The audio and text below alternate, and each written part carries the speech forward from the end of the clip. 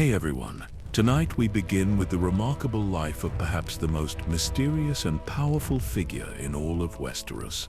A man who was born a bastard but became a king in all but name, who commanded ravens like other men command armies, and whose red eyes saw secrets that would drive lesser minds to madness. The legendary Brynden Rivers, known to history as Bloodraven, and to the children of the forest as the last Grinseer. This is the story of a man who sacrificed everything for duty, who chose the burden of eternal sight over the comfort of mortal blindness. From the bloodied fields of the Blackfire rebellions to the frozen caves beyond the wall, his tale spans over a century of Westeros history. So, before we delve into this epic journey, take a moment to like the video and subscribe, but only if you genuinely enjoy these deep dives into the world of ice and fire, and let me know in the comments where you're tuning in from and what time it is for you. It's always fascinating to see who's joining us from around the world. Now dim the lights, maybe turn on a fan for that soft background hum. Get into your blanket, and let's ease into tonight's journey together. In the depths of a weirwood cave beyond the wall, roots pierce through pale flesh, binding a figure to an ancient throne of living wood.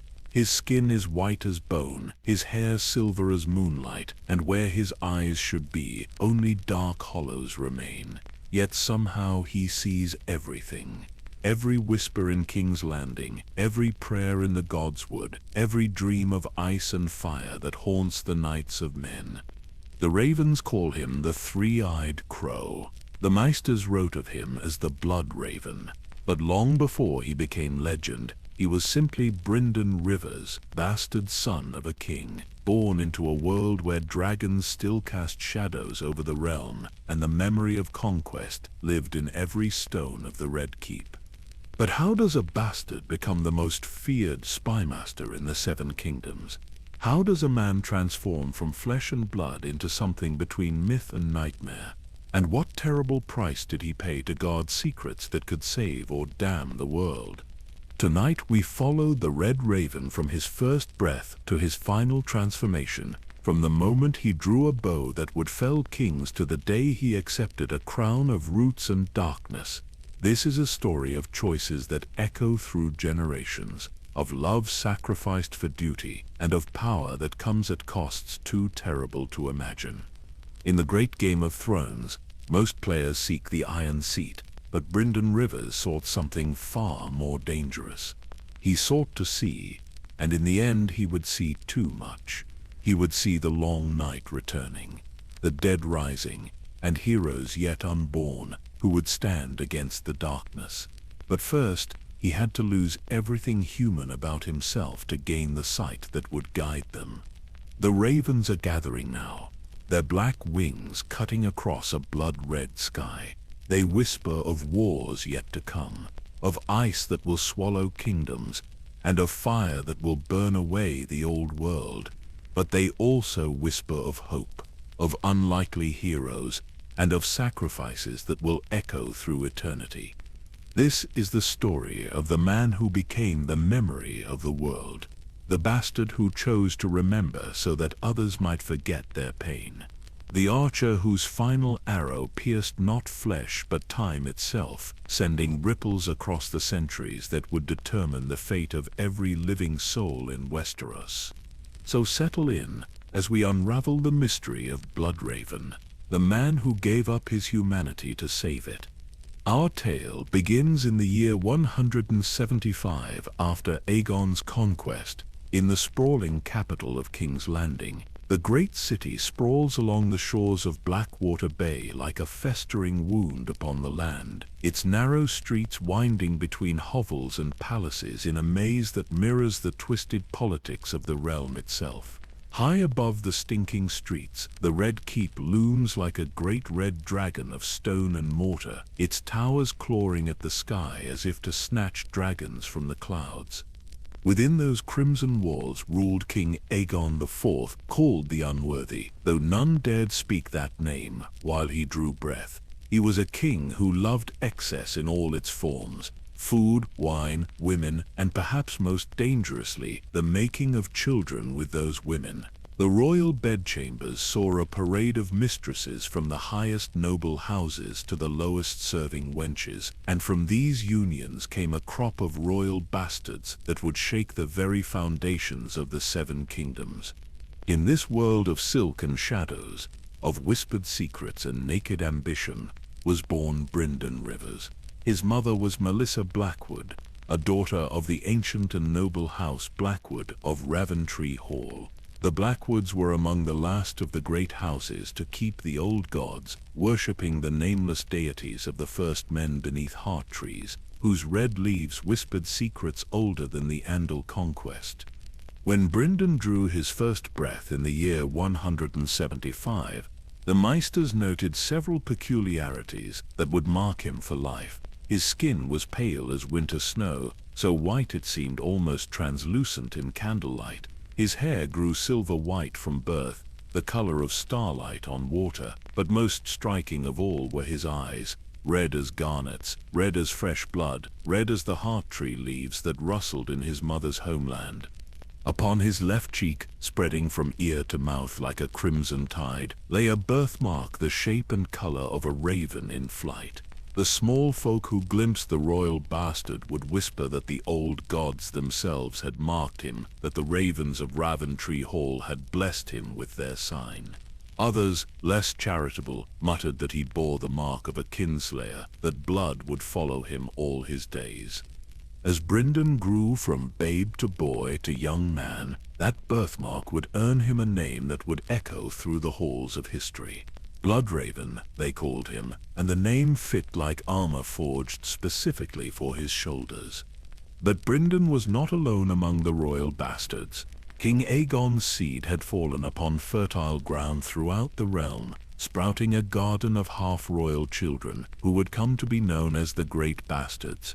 Chief among these was Daemon Waters, later Daemon Blackfyre, golden-haired and charismatic, with the look of a true dragon king and the skill with sword to match. He was everything a king should be, and perhaps that was the problem. There was Aegor Rivers, called Bittersteel, born of a Bracken mother, and thus a bitter enemy to Brynden from the cradle. The ancient feud between Blackwood and Bracken ran deeper than memory, deeper than reason, a hatred that had soaked the Riverlands in blood for 1,000 years. Aegor was as hard as his name suggested, a warrior born with iron in his bones and steel in his soul. And then there was Shiera Seastar, the most beautiful woman in the Seven Kingdoms, born of Lycene nobility with silver-gold hair and mismatched eyes, one green as summer grass, the other blue as winter sky. She was learned in the arts both scholarly and mysterious, and from their earliest years she and Brynden shared a connection that went deeper than mere attraction. They understood each other in ways that others could not, drawn together by minds that worked in shadows and secrets. The Red Keep of their youth was a different place than it would later become. Dragon skulls still adorned the throne room, massive and terrible, reminders of the power that had forged the Seven Kingdoms into one. The Iron Throne itself seemed to breathe with malevolent life, its 1,000 swords melded by dragon fire into a seat that cut and wounded those unworthy to rule. In the training yards, young Brynden showed an aptitude that surprised even his tutors.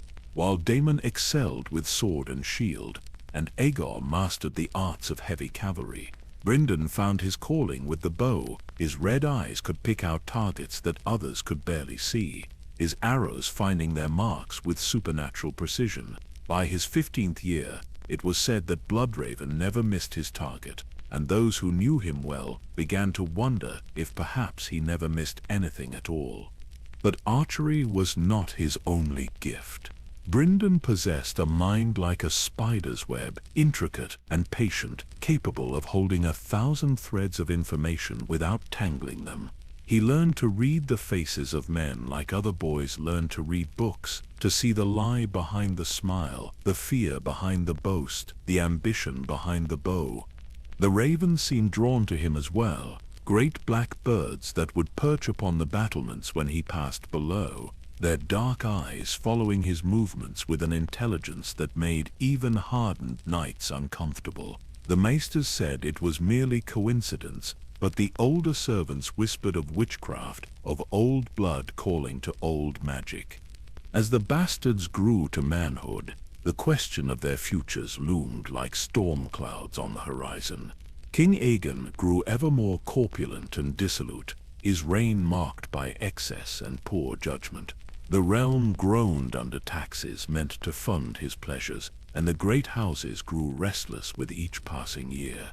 Whispers began to circulate, dangerous whispers about which of his sons might make a better king. For Brynden, caught between his bastard birth and his royal blood, between his loyalty to the crown and his love for his siblings, these were the formative years that would shape the man he would become. He learned that power was not taken but earned, not seized but carefully cultivated. He learned that knowledge was the sharpest weapon and patience the strongest shield. In the God's Wood of the Red Keep, beneath the pale branches of the heart tree, young Brynden would sometimes sit in silence for hours, his red eyes closed, his breathing slow and measured. The other bastards thought him strange, but Shiera understood. She would find him there in the twilight hours, sitting so still that the ravens would perch upon his shoulders without fear. It was in those quiet moments, surrounded by the whispers of ancient leaves, that Brynden first heard the voices. Soft as sighs, old as the stones of Winterfell, they called to him from somewhere beyond the veil of ordinary sight. They spoke of ice and fire, of choices yet unmade, of a destiny that stretched far beyond the petty squabbles of kings and kingdoms. The boy who would become Bloodraven was listening to those voices even then, though he would not understand their meaning for decades yet to come. He was being prepared, shaped like an arrow being fletched, for a target he could not yet see. But first, he would have to lose everything he held dear. The year was 184 after Aegon's conquest, when King Aegon IV lay dying in his bed, his massive frame finally succumbing to a lifetime of excess. His body had grown so corpulent that servants struggled to move him, and the stench of his rotting flesh could be smelled throughout the Maga's holdfast. Yet even as death's cold fingers reached for him, the unworthy king had one final act of spite to unleash upon the realm. On his deathbed, with his last rattling breath, Aegon IV legitimized all of his bastard children, every single one. With a stroke of his dying hand, he transformed outcasts into princes, bastards into potential kings. It was an act of breathtaking selfishness, one final gesture of chaos from a king who had spent his entire reign sowing discord wherever his appetites led him. The royal decree spread through the Red Keep like wildfire through a granary. Servants whispered in corridors, lords gathered in urgent conferences, and in the chambers of the newly legitimized bastards, the very air seemed to crackle with possibility and dread. Brynden Rivers, now Prince Brynden of House Targaryen, sat in his solar overlooking the Blackwater, watching ships navigate the harbor below, while contemplating how completely his world had changed. But legitimization was only part of Aegon's final gift to chaos. Before his death, the king had presented his eldest bastard, Daemon, with Blackfire itself, the Valyrian steel sword of Aegon the Conqueror, the blade that had carved the 7 kingdoms from 7 fractured realms, now rested in the hands of a man who was no longer a bastard, but a prince with a claim to the throne. The symbolism was impossible to ignore. For 300 years, Blackfire had been the sword of kings, passed from father to son in an unbroken line. Now it belonged to a legitimized bastard, while the crown prince Daron possessed only his birthright and the support of those lords who favored law over charisma. The realm had been presented with 2 dragons, one black and one red, and history suggested that Westeros was not large enough for both. Brynden understood the implications better than most. His mind, always quick to see patterns and connections, traced the likely outcomes like a maester plotting the courses of stars. Civil war was not just possible now, it was inevitable. The only questions were when it would begin and which side would prove stronger when the dragons danced. In the Sept of Remembrance, where Aegon's bloated corpse lay in state, surrounded by flickering candles and the nauseating perfume meant to mask the smell of decay, Brynden stood among his newly legitimized siblings and contemplated the weight of choice. Daemon, golden and magnificent, looked every inch a king as he accepted the condolences of lords who had already begun calculating which way their loyalties should turn. Aegor Rivers, now Aegor Blackfire, stood at Daemon's right hand like a steel shadow, his dark eyes promising violence to any who would oppose his half-brother's claim. And there was Shiera, beautiful and terrible in her mourning garb, her mismatched eyes reflecting the candlelight like twin stars. She caught Brynden's gaze across the sept, and he saw in her face the same recognition he felt in his bones. They were standing at the crossroads of history, and the path they chose would determine not just their own fates, but the destiny of millions. Prince Daeron, now King Daeron II, was a good man. Brynden had known him since childhood, had watched him grow from a studious boy into a thoughtful prince who understood that ruling meant serving the realm rather than simply commanding it. Daeron had brought dawn into the kingdom through marriage rather than conquest, healing old wounds with wisdom instead of ripping them open with steel. He was everything a king should be, save for one crucial failing. He lacked the golden charisma that drew men to follow without question. Daemon possessed that charisma in abundance. When he spoke, men listened. When he smiled, women swooned. When he drew Blackfire, the ancient steel seemed to sing with the voices of dragons. He was the sort of man who could unite the fractious lords of Westeros under a single banner, the kind of leader who appeared perhaps once in a generation. But charisma was not the same as wisdom, and the ability to inspire was not the same as the capacity to rule justly. The choice before Brynden was not simply between two brothers, but between two visions of what the realm could become.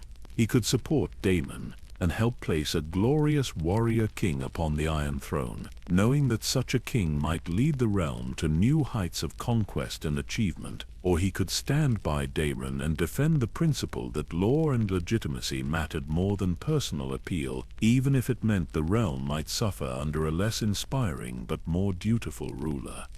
In the God's Wood of the Red Keep, beneath the bone-pale branches of the Heart Tree, Brynden sought the counsel of older powers. The weirwood's face was ancient and solemn, its red eyes weeping sap like tears of blood. As he knelt before the sacred tree, pressing his pale hands against its smooth bark, he felt something stirring in the depths of his mind. Not quite voices, not quite visions, but something that whispered of futures yet unborn, and choices that would echo through generations. He saw flashes of images that made no sense. Ice advancing from the north like a living thing, consuming everything in its path. Dragons dancing in skies dark with smoke and ash. A boy with 3 eyes watching from a cave of roots and stone. Fire and ice clashing in battles that would determine whether the world lived or died. And through it all, a sense that every choice made now, in this moment of crisis, would ripple outward through time, like stones thrown into still water. The visions faded, leaving Brynden gasping and disoriented, but with a strange certainty growing in his heart. He understood now what the ancient whispers had been trying to tell him. This was not simply about supporting one claimant over another.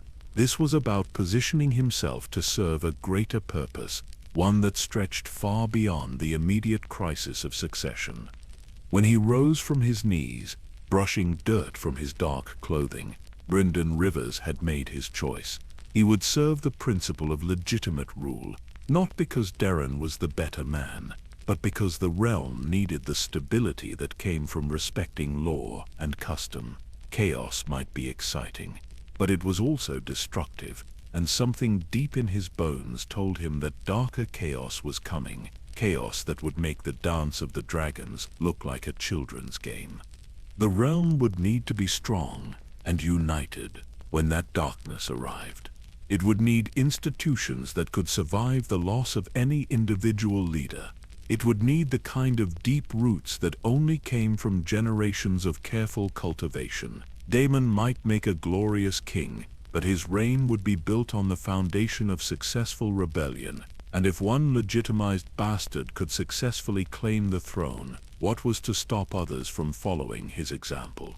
As he walked back toward the Red Keep through the gathering dusk, ravens called from the battlements above. The great black birds seemed to be watching him with unusual interest, their dark eyes reflecting the last light of the dying day. One of them, larger than the rest, spread its wings and glided down to perch on a nearby merlon, tilting its head to study him with unmistakable intelligence. For a moment, man and raven regarded each other in perfect silence. Then the bird opened its beak and spoke a single word in a voice like rusted iron. "Choose." Brynden smiled, a cold expression that failed to reach his red eyes. He had already chosen. Now came the harder part. He would have to convince his siblings to make the same choice, knowing that some of them would refuse. He would have to prepare for a civil war that would tear the realm apart. And he would have to do it all while keeping his deeper purpose hidden, even from those he loved most. The great bastards had been legitimized, but legitimacy was only the beginning of their story. Now they would have to decide what to do with the power that had been thrust upon them. Some would choose glory, others would choose love, and still others would choose revenge. Brynden Rivers chose duty, though he suspected that in the end, duty would cost him everything else he had ever valued. The raven cawed once and took wing, disappearing into the darkening sky. But Brynden knew it would be back. They always came back to him, the ravens, as if they recognized something in him that even he did not yet fully understand. King Daeron II ascended to the Iron Throne in a ceremony both magnificent and tense, the great lords of the realm watching carefully as the crown of Aegon the Conqueror settled upon his brow. The Sept of Baelor had never seen such a gathering of power and suspicion, with every major house represented and every representative calculating the odds of civil war. Brynden stood among the legitimized princes, now styling himself Prince Brynden Rivers, and felt the weight of history pressing down like the humid air before a thunderstorm. The new king was everything his father had not been. Where Aegon IV had been corpulent and dissolute, Daeron was lean and studious. Where the unworthy had ruled through whim and appetite, his son approached kingship with the methodical care of a maester organizing a library. But intelligence and good intentions were not always enough to hold a throne, especially when that throne's legitimacy was being questioned by men with dragon's blood and Valyrian steel. In the months following the coronation, the realm began to fracture along predictable lines. The great houses of the West and parts of the Reach rallied to Daemon's golden banner, drawn by his charisma and the ancient sword he carried. They spoke of the rightful king, the warrior who would lead Westeros to new glories, the man who looked like Aegon the Conqueror, reborn.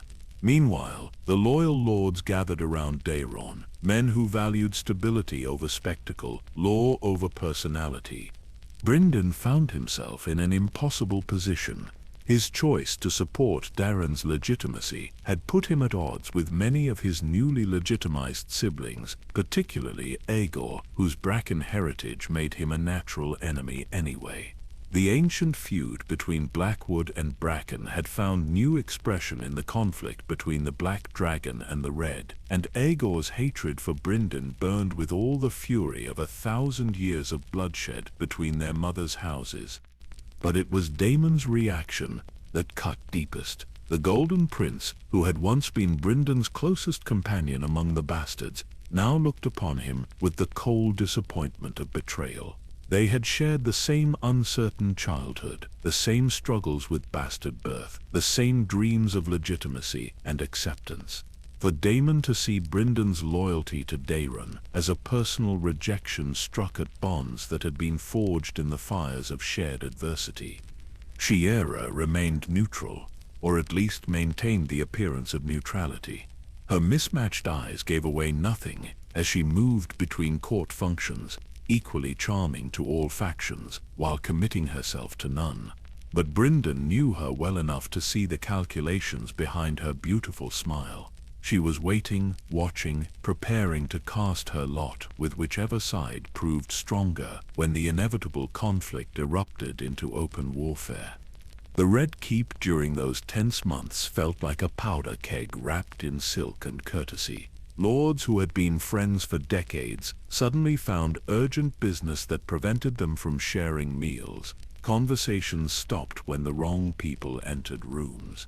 Even the servants seemed to move more quietly, as if loud footsteps might trigger the explosion everyone could feel building. Brynden threw himself into service to the new king with the dedication of a man seeking redemption through works. He studied the realm's finances, learning how the crown's debts had grown under his father's extravagant reign. He mapped the loyalties of every major house, tracking which lords could be counted upon and which might waver when pressure was applied. Most importantly, he began to build something that had been sorely lacking in Aegon's government: a network of information.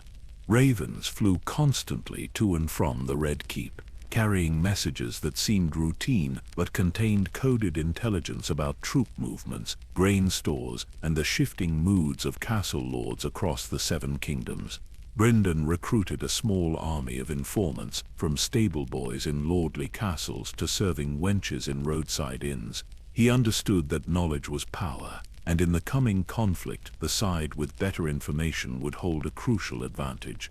The king appreciated his efforts, though Daron sometimes seemed uncomfortable with the methods his bastard brother employed. The second king was an honorable man who preferred direct dealing to shadow games, but he was also pragmatic enough to recognize that honorable men did not always win wars. When Brynden presented him with detailed reports on which lords were wavering in their loyalty, Daron accepted the information gratefully, while making it clear that certain methods of gathering intelligence were not to be employed.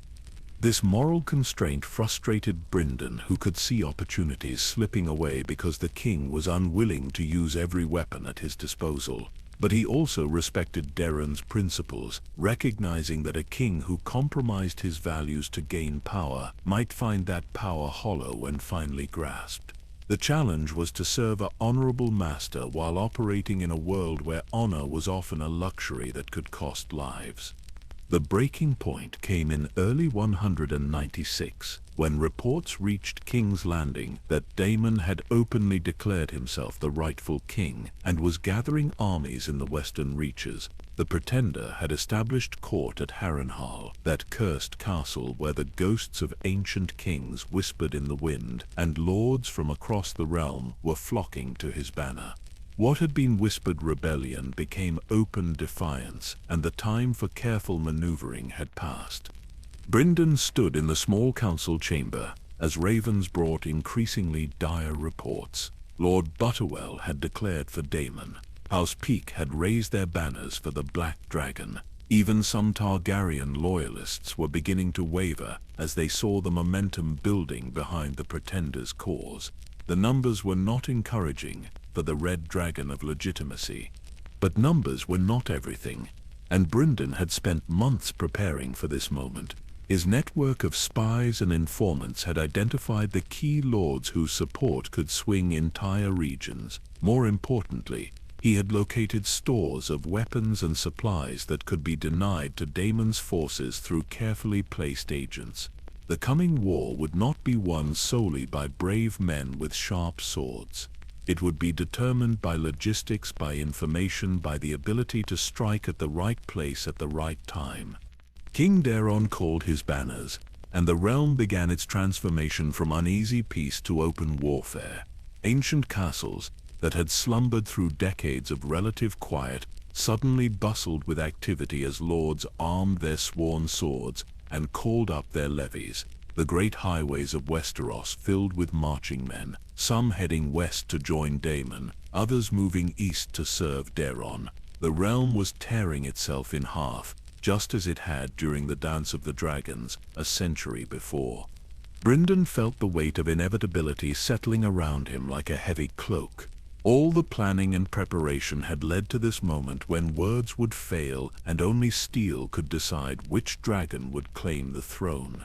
But he also felt something else, something that reminded him of those strange visions in the Godswood, a sense that this conflict, terrible as it would be, was only a prelude to something much larger and more dangerous. The ravens seemed to sense it too. They gathered in unusual numbers on the towers of the Red Keep, their black eyes reflecting a wisdom older than human memory. Sometimes when the wind was right, their cries almost sounded like words, like warnings, like prophecies being whispered to those with ears to hear. As the realm prepared for civil war, Brynden Rivers prepared for his own transformation. The bastard who had sought acceptance through service to the crown was about to become something much more dangerous. He was about to become Bloodraven, the king's weapon in the darkness, the red-eyed archer whose bow would decide the fate of kingdoms. The journey into legend had begun, though none of them yet understood how far that dark path would lead. In the distance, barely visible through the morning mist rising from Blackwater Bay, the first smoke columns from burning villages marked where advanced scouts from both armies had already begun the work of war. The dance of the dragons had begun anew, and this time, Brynden Rivers intended to make sure it ended with the right dragon on the throne, whatever the cost to himself or anyone else who stood in the way of that goal. The first Blackfire rebellion erupted across Westeros like a fever in the blood of the realm, transforming peaceful kingdoms into battlegrounds where brother fought brother and ancient loyalties shattered like glass. From the Reach to the Riverlands, from the Westerlands to the Stormlands, the great houses chose their sides and prepared to water the earth with the blood of their enemies. Brynden Rivers rode out from King's Landing at the head of a column of loyal men, his pale face set in grim determination as he surveyed the transformed landscape of his homeland. The roads that had once carried merchants and pilgrims now bore armies, and the smoke rising from distant fires marked not hearth and home, but the systematic destruction that accompanied civil war. This was his first true taste of leadership in warfare, and he approached it with the same methodical intelligence he brought to everything else. The conflict revealed truths about the realm that had been hidden during times of peace. Lords who had sworn eternal loyalty to the Iron Throne proved surprisingly willing to break those oaths when a more charismatic alternative appeared. Ancient grudges between houses, suppressed during Aegon's reign by the threat of royal displeasure, now burst into open flame as neighbors used the civil war as an excuse to settle old scores. But the most disturbing discovery was how many of the great lords genuinely believed Daemon's cause was just. These were not opportunists seeking advancement through rebellion, but honorable men who had concluded that the legitimized bastard would make a better king than the true-born prince. They spoke of Daemon's noble bearing, his skill with sword and lance, his ability to inspire men to greatness. In their minds, blood and birth mattered less than the qualities that made a true king. Brynden found himself questioning his own certainties as he listened to captured knights explain their reasons for following the Black Dragon. These men were not fools or traitors in the traditional sense. They were making reasoned judgments about which claimant would better serve the realm, and their conclusions challenged everything Brynden believed about the importance of legitimate succession. The war's first major engagement came at a crossing of the Manda, where forces loyal to Daemon attempted to prevent royal reinforcements from reaching the capital. Brynden commanded a significant portion of the loyalist forces, his red eyes scanning the battlefield with the calculating gaze of a man who understood that victory often went to whoever made the fewest mistakes, rather than whoever showed the most courage. Here, for the first time, the realm witnessed the archery skills that would make Bloodraven a legend. Positioning himself on a low hill overlooking the ford, Brynden began systematically eliminating key targets among the rebel forces. His arrows flew with supernatural accuracy, finding gaps in armor that seemed impossibly small, striking down enemy commanders and standard-bearers with shots that defied explanation. The psychological effect was devastating. Rebel soldiers began to whisper that King Darren had allied himself with dark powers, that the pale archer with the birthmark was something more than human.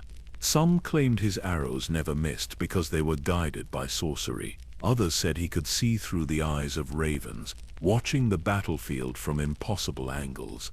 Brynden neither confirmed nor denied these rumors. He had learned that fear could be as valuable as steel in warfare, and if his enemies wanted to believe he possessed supernatural abilities, he would not waste energy correcting their misconceptions. The truth was both simpler and more complex than magic. His skills came from natural talent honed by relentless practice, but there was something else as well, something he could not quite name or understand. During the heat of battle, time seemed to slow for him. He could see the paths arrows would take before he released them, predict how enemy soldiers would move, anticipate where the next threat would emerge.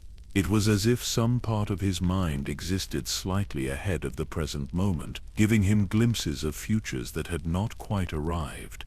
The victory at the Manda Crossing established Brynden's reputation as a military commander, but it also revealed the complex nature of the conflict he was helping to wage. Among the captured rebels were men he had known since childhood, knights who had served loyally at court, young lords whose only crime was following their fathers into rebellion. The Civil War was not a clear contest between good and evil, but a tragedy in which decent people found themselves on opposite sides of an impossible choice.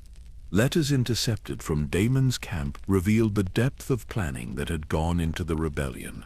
This was not a spontaneous uprising, but a carefully orchestrated campaign that had been years in the making. Secret meetings, hidden alliances, stockpiled weapons and supplies, all pointed to a conspiracy that reached back to before Aegon's death.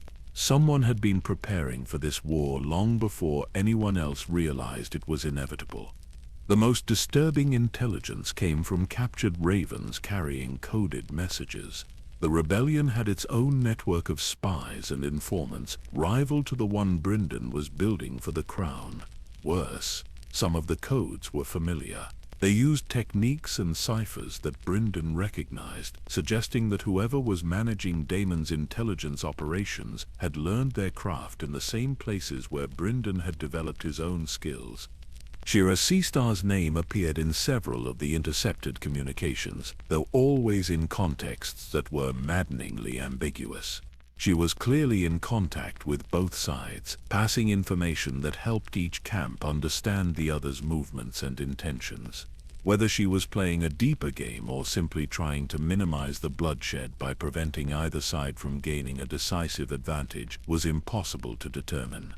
The revelation of Shira's involvement hit Brynden harder than any physical wound. He had hoped that she would eventually declare for Daeron, that their shared understanding would lead her to the same conclusions about duty and legitimacy that had guided his own choice. Instead, she seemed to be treating the entire conflict as an elaborate game, moving pieces on both sides of the board for reasons known only to herself. Winter was approaching, and with it came the knowledge that the war would have to be decided quickly. Neither side could afford a prolonged conflict that would drain the realm's resources, while the cold months made campaigning impossible. The great battle that would determine the rebellion's outcome was approaching, and everyone involved understood that everything they had fought for would be decided in a single day of steel and blood. Reports from the west indicated that Daemon was moving toward the Reach, possibly planning to winter in the rich lands around Old Town, where his supporters could supply his army through the cold months. But Brynden's intelligence network suggested a different possibility. The Pretender was seeking a decisive battle, confident that his charisma and the ancient sword Blackfire would inspire his followers to victory against the odds. The stage was being set for the confrontation that would later be known as the Battle of the Red Grass Field, though none of the participants yet knew that name or understood how completely it would change the trajectory of Westerosi history. All they knew was that two dragons were about to meet in combat, and only one would survive to claim the throne.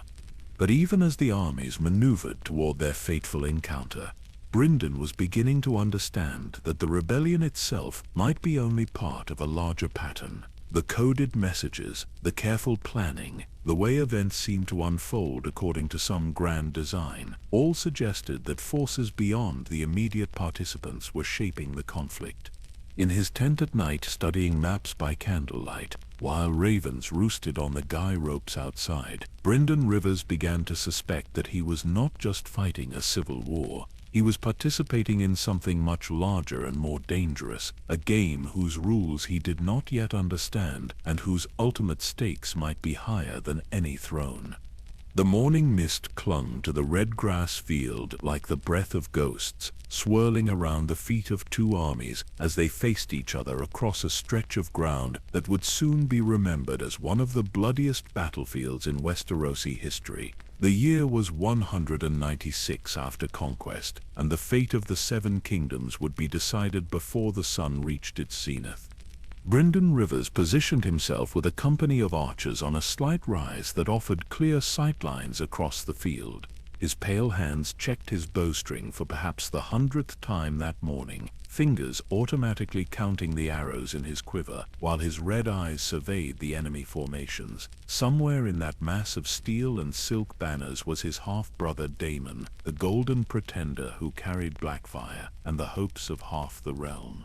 The battle began with the thunder of cavalry charges, great destriers pounding across the field while their riders couched lances and roared battle cries that echoed off the surrounding hills. Lord Hayford led the loyalist heavy horse, his banners streaming behind him as he crashed into the rebel lines with devastating effect. For a moment it seemed the day might be won quickly, decisively, in favor of King Daeron. But Daemon Blackfire was everything his supporters claimed him to be. Even from a distance, Brynden could see his half-brother's golden hair streaming like a banner as he rallied his men and led countercharges that shattered loyalist formations.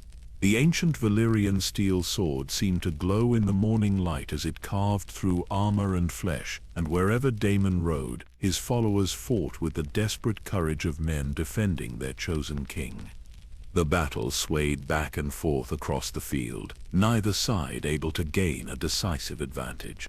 Bodies began to pile in the muddy grass, creating obstacles that horses stumbled over and foot soldiers had to climb. The neat formations that had begun the day dissolved into a chaotic melee where friend and foe were often impossible to distinguish until steel met steel. Brynden waited with the patience of a hunter, his arrows claiming targets of opportunity while he searched for the shot that would end everything. Enemy knights who ventured too close to his position found themselves pierced by shafts that seemed to appear from nowhere. Standard-bearers fell with arrows through their throats. Commanders shouting orders suddenly toppled from their saddles as red-fletched arrows found gaps in their armor. But it was not until the afternoon that the opportunity he sought finally presented itself. Through the smoke and dust of battle, Brynden saw a flash of gold and black, the distinctive colors of House Blackfire.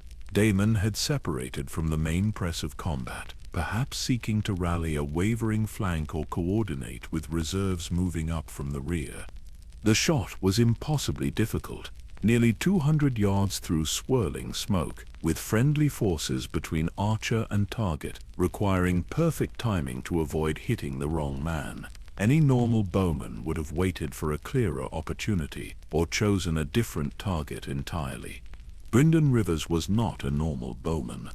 The arrow flew straight and true, arcing high over the battlefield before descending like divine judgment toward its target. Time seemed frozen as the shaft cut through smoke and screaming air, as if all the chaos of battle had paused to witness this singular moment of destiny. Daemon Blackfire toppled from his saddle, the ancient sword Blackfire falling from nerveless fingers to land in the bloody grass. The pretender king, the Golden Prince, who might have united the Seven Kingdoms under his charismatic rule, lay still on the field where so many of his followers had already died.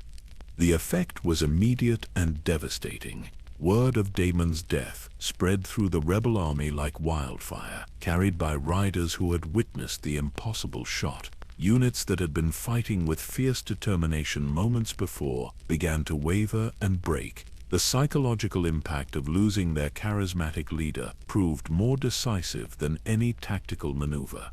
Yet even as the rebels began their retreat, something felt wrong to Brynden. The victory seemed too clean, too simple, a single arrow deciding the fate of kingdoms. It was the stuff of songs and stories, not the messy reality of politics and warfare that he had come to understand.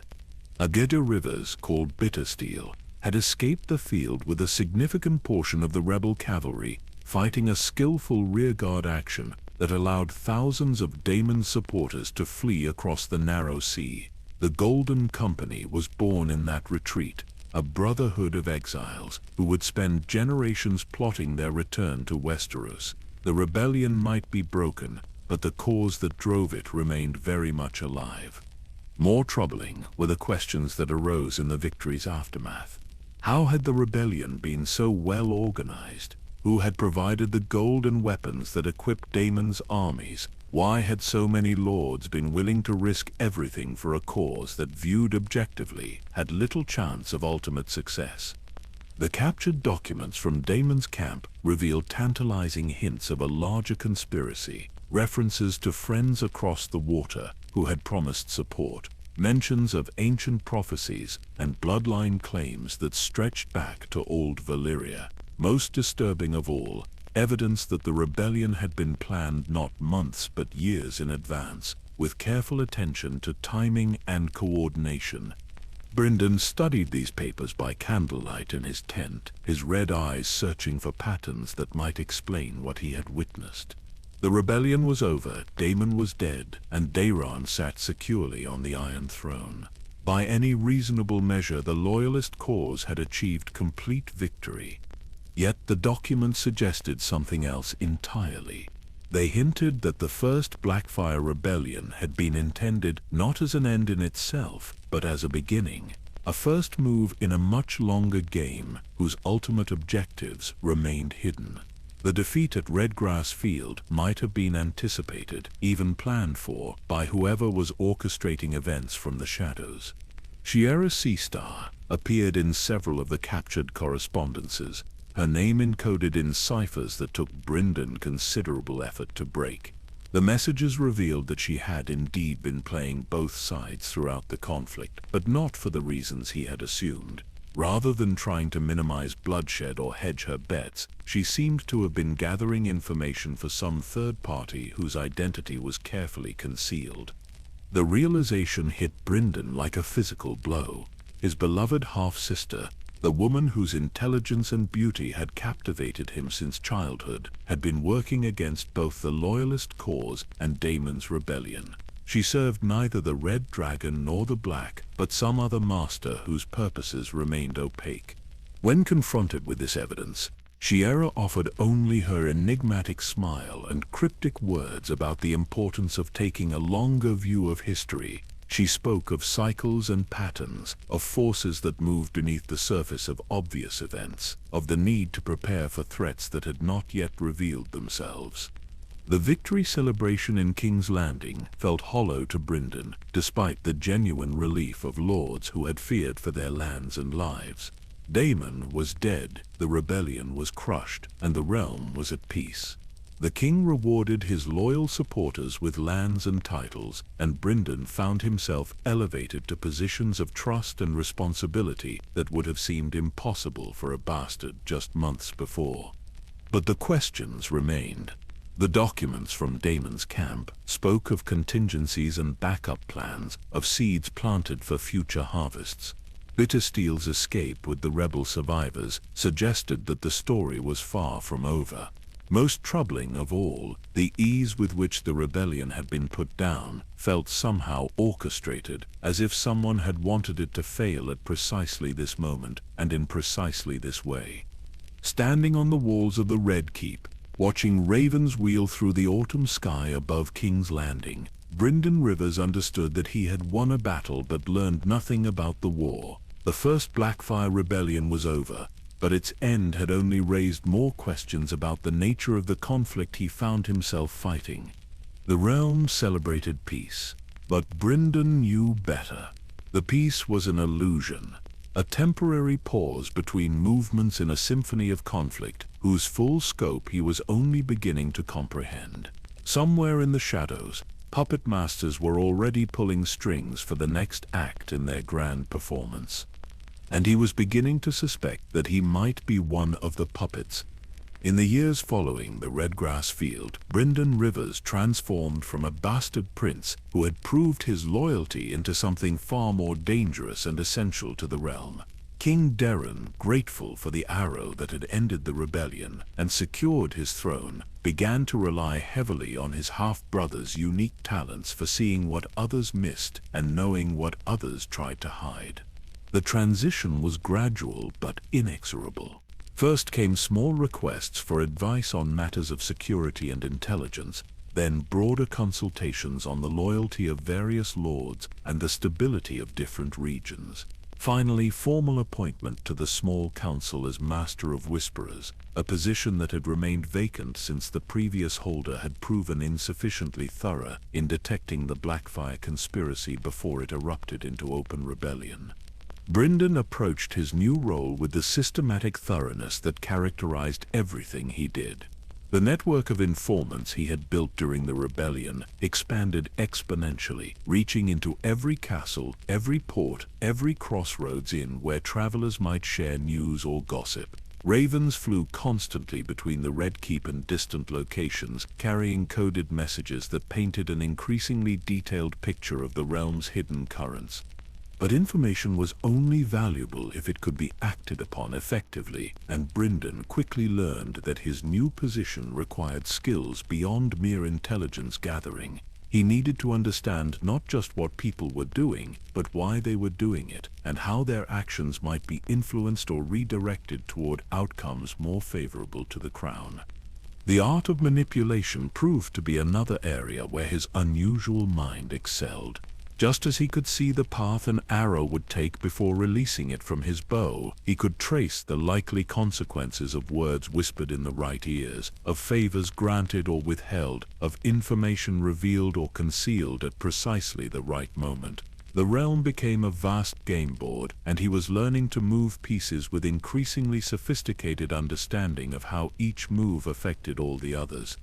Yet the deeper he delved into the shadows that surrounded power, the more disturbing patterns began to emerge. The Blackfire Rebellion had been more thoroughly planned and extensively supported than anyone had realized. Even after Daemon's death and the apparent collapse of the Pretender's cause, money continued to flow to potential troublemakers from sources that remained mysteriously untraceable. Beyond the immediate concerns of rebellion and treason, Brynden began to detect hints of older and stranger conspiracies. Ancient texts in the Red Keep's library spoke of cyclical threats that emerged from the frozen lands beyond the wall. Maester's letters from distant citadels mentioned unusual weather patterns and disturbing reports from ranging parties of the Night's Watch. Most unsettling of all, his own dreams had begun to take on a prophetic quality that reminded him uncomfortably of the visions he had experienced in the Godswood. The dreams came most often in the hours before dawn, when sleep was deepest and the barriers between conscious and unconscious mind were thinnest. He saw vast armies of the dead marching beneath banners of ice and shadow, dragons dancing in skies dark with ash and smoke. A boy with 3 eyes sitting on a throne of weirwood roots while ancient voices whispered secrets too terrible for mortal minds to comprehend. Upon waking, the details would fade like morning mist, leaving behind only fragments and impressions that made no logical sense. Yet the emotional weight of these visions remained, a growing certainty that the realm faced threats far greater than any rebellion or dynastic dispute. Something was stirring in the deep places of the world, something that regarded the squabbles of human kings as barely worthy of notice. Shiera Seastar had withdrawn from court life following the rebellion, claiming a desire for scholarly pursuits that took her frequently to the Citadel and other centers of learning. But Brynden's spies reported that her travels followed patterns that suggested purposes beyond mere academic interest. She visited sites of ancient significance, consulted texts that most meisters dismissed as folklore, and maintained correspondence with individuals whose identities remained carefully concealed. Their relationship, once marked by affection and mutual understanding, had cooled to polite distance. When they encountered each other at court functions, she treated him with the same courteous reserve she showed to any other royal official, but sometimes he caught her watching him with an expression that suggested she knew more about his dreams and growing abilities than she had any logical way of knowing. The ravens that gathered on the towers of the Red Keep in unusual numbers seemed drawn specifically to him. Servants reported that the great black birds would fall silent when he passed beneath their perches, turning their dark eyes to follow his movements with unmistakable intelligence. Some of the older birds had learned to mimic human speech, and occasionally they would call out words or phrases that seemed to relate to matters occupying his thoughts. King Daeron, observant despite his scholarly nature, began to notice the changes in his half-brother. Brynden's already pale complexion had grown almost translucent, making the red birthmark on his cheek stand out like a wound. His red eyes seemed to see too much, reflecting a knowledge that went beyond what any normal intelligence network could provide. Most unnervingly, he sometimes answered questions before they were fully asked, as if he could see the words forming in the speaker's mind. The king's concerns were not entirely unfounded. Brynden was changing, though he himself did not fully understand the nature of that transformation. The dreams were becoming more frequent and more vivid, showing him glimpses of possible futures that were both terrifying and strangely compelling. Sometimes he found himself in the Godswood without remembering the decision to go there, standing before the heart tree with his hands pressed against its pale bark, while ancient voices whispered guidance he could not quite comprehend. The network of informants he had built was revealing information that seemed to flow through channels deeper than mere human communication. Spies in distant locations would report events that had not yet happened but would prove accurate when confirmation arrived days later. Ravens would arrive with messages containing intelligence that no human agent could have gathered. The line between natural information gathering and something approaching supernatural insight was becoming increasingly blurred. It was during this period that Brynden first became aware of the true scope of the threat gathering beyond the wall. Reports from the Night's Watch spoke of wildling tribes fleeing southward from something they would not name. Ranging parties discovered abandoned settlements where the inhabitants had simply vanished, leaving behind only empty huts and cold fire pits. Most disturbing of all, the Lord Commander's ravens brought word of strange lights in the northern sky and temperatures that defied the normal patterns of seasonal change. The maesters dismissed these reports as the usual superstitions of the barbarous lands beyond civilization, but Brynden recognized patterns that connected to his dreams and visions. The threat he had been sensing in his prophetic sleep was real and growing stronger. The realm was focused on the immediate concerns of governance and the lingering after-effects of rebellion, but something far more dangerous was stirring. In the ancient places where the first men had once worshipped nameless gods beneath the weirwoods, he began to study the oldest texts in the Red Keep's library, documents that predated the Targaryen conquest and even the coming of the Andals. The books spoke of long winters that lasted for years, of darkness that swallowed the world, of heroes who stood against the cold with weapons forged from fire and steel. Most scholars regarded these texts as mythology, but Brynden was beginning to understand that they might be historical records of events that occurred in cycles too long for human memory to preserve accurately. The realization that he might be witnessing the early stages of such a cycle brought both terror and strange peace. Terror at the magnitude of the threat that was slowly revealing itself, but peace in the understanding that his growing abilities and changing nature might serve a purpose beyond the immediate needs of dynastic politics. In the quiet hours of the night, when the Red Keep slept and only the ravens watched from their perches, Brynden Rivers began to accept that he was becoming something more than human. The transformation was irreversible and inevitable, driven by forces older than the Seven Kingdoms and purposes that transcended the concerns of any individual king or kingdom.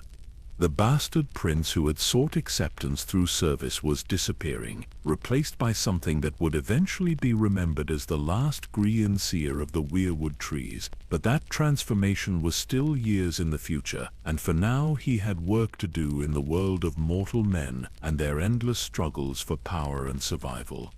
When King Daeron II breathed his last, in 209, after conquest, the crown passed to his son Aerys, a man whose love of books and scholarly pursuits far exceeded his appetite for the daily grind of ruling 7 fractious kingdoms. The new king understood his own limitations well enough to recognize that effective governance required delegating real power to someone with both the competence and the will to wield it effectively. The choice of Brynden Rivers as Hand of the King sent tremors through the noble houses of Westeros that resonated far beyond the walls of the Red Keep. Never before had a bastard, legitimized or otherwise, held the second highest office in the realm. Lords who had accepted his role as spymaster with grudging respect now found themselves forced to acknowledge him as their superior in the great hierarchy of feudal power. The appointment represented more than simple political elevation. It was recognition that the traditional aristocratic order was changing, that merit and effectiveness might matter more than ancient bloodlines and inherited titles. Some lords adapted to this new reality with pragmatic acceptance, understanding that the realm required strong leadership regardless of its source. Others seethed with resentment that would eventually coalesce into open opposition. From the Hand's Tower, Brynden commanded a view that encompassed not just the sprawling city below, but the entire complex web of relationships that bound the 7 kingdoms together. Ravens came and went at all hours, bearing intelligence that painted an increasingly detailed picture of the realm's condition. What he saw was both encouraging and deeply troubling. The positive developments were substantial and undeniable. Trade was flourishing as new agreements with the Free Cities opened markets that had been closed for decades. The Crown's finances, carefully restructured through a series of reforms that eliminated waste and corruption, were healthier than they had been since before the costly Blackfire Rebellion. Roads were being repaired, harbors dredged, and the great works of infrastructure that bound the kingdom together were receiving the attention they had long needed. Yet beneath this surface prosperity, Brynden detected currents of unrest that suggested the realm's apparent stability was more fragile than it appeared. The noble houses were adapting to the new order with varying degrees of enthusiasm, and some were clearly preparing for the possibility that the bastard Hand's unusual methods might eventually overreach acceptable boundaries. More concerning were the reports arriving from the furthest reaches of the kingdom. The Night's Watch spoke of unusual activity beyond the wall, strange lights in the northern sky, and wildling tribes fleeing southward from something they refused to name. The Meisters dismissed these accounts as the usual superstitions of barbarous lands, but Brynden had learned to listen carefully to reports that others ignored. His correspondence with various learned men throughout the realm had evolved into an informal network of scholars and researchers who shared his interest in ancient texts and forgotten lore. Chief among these was Maester Aemon at the Citadel, whose access to the great library there complemented Brynden's own researches in the Red Keep's archives. Their letters, carefully coded to avoid unwanted attention, discussed historical patterns that seemed to be repeating themselves. References to unusually long winters in ancient chronicles, accounts of heroes who had stood against darkness with weapons forged from fire and steel, prophecies that spoke of cycles of conflict between ice and fire that stretched back to the dawn of recorded history. The dreams that had begun during his time as Master of Whisperers were intensifying, becoming more vivid and more frequent. Sometimes he would find himself standing in landscapes he had never visited, witnessing events that had not yet occurred, speaking with figures who existed only in visions that felt more real than the waking world. In these dreams, he saw a boy with 3 eyes sitting on a throne of weirwood roots, ancient voices whispering secrets in languages that predated human speech, and vast armies of the dead marching beneath banners of ice and shadow.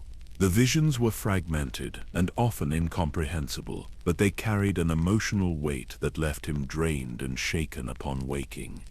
The physical changes that accompanied these supernatural experiences were becoming harder to conceal. His already pale skin had taken on an almost translucent quality that made the red birthmark on his cheek stand out like a wound. His eyes reflected light differently now, showing depths that made even loyal servants uncomfortable when they looked directly at him. King Eris, despite his scholarly detachment from worldly affairs, began to notice his hands' transformation. Their regular conferences, once characterized by efficient discussion of administrative matters, now included long pauses during which the king would study Brynden's face with an expression mixing gratitude and growing unease. The political implications of his changing nature created a delicate balance that required constant attention. As long as his decisions proved correct and the realm prospered under his guidance, the nobility would tolerate his eccentricities.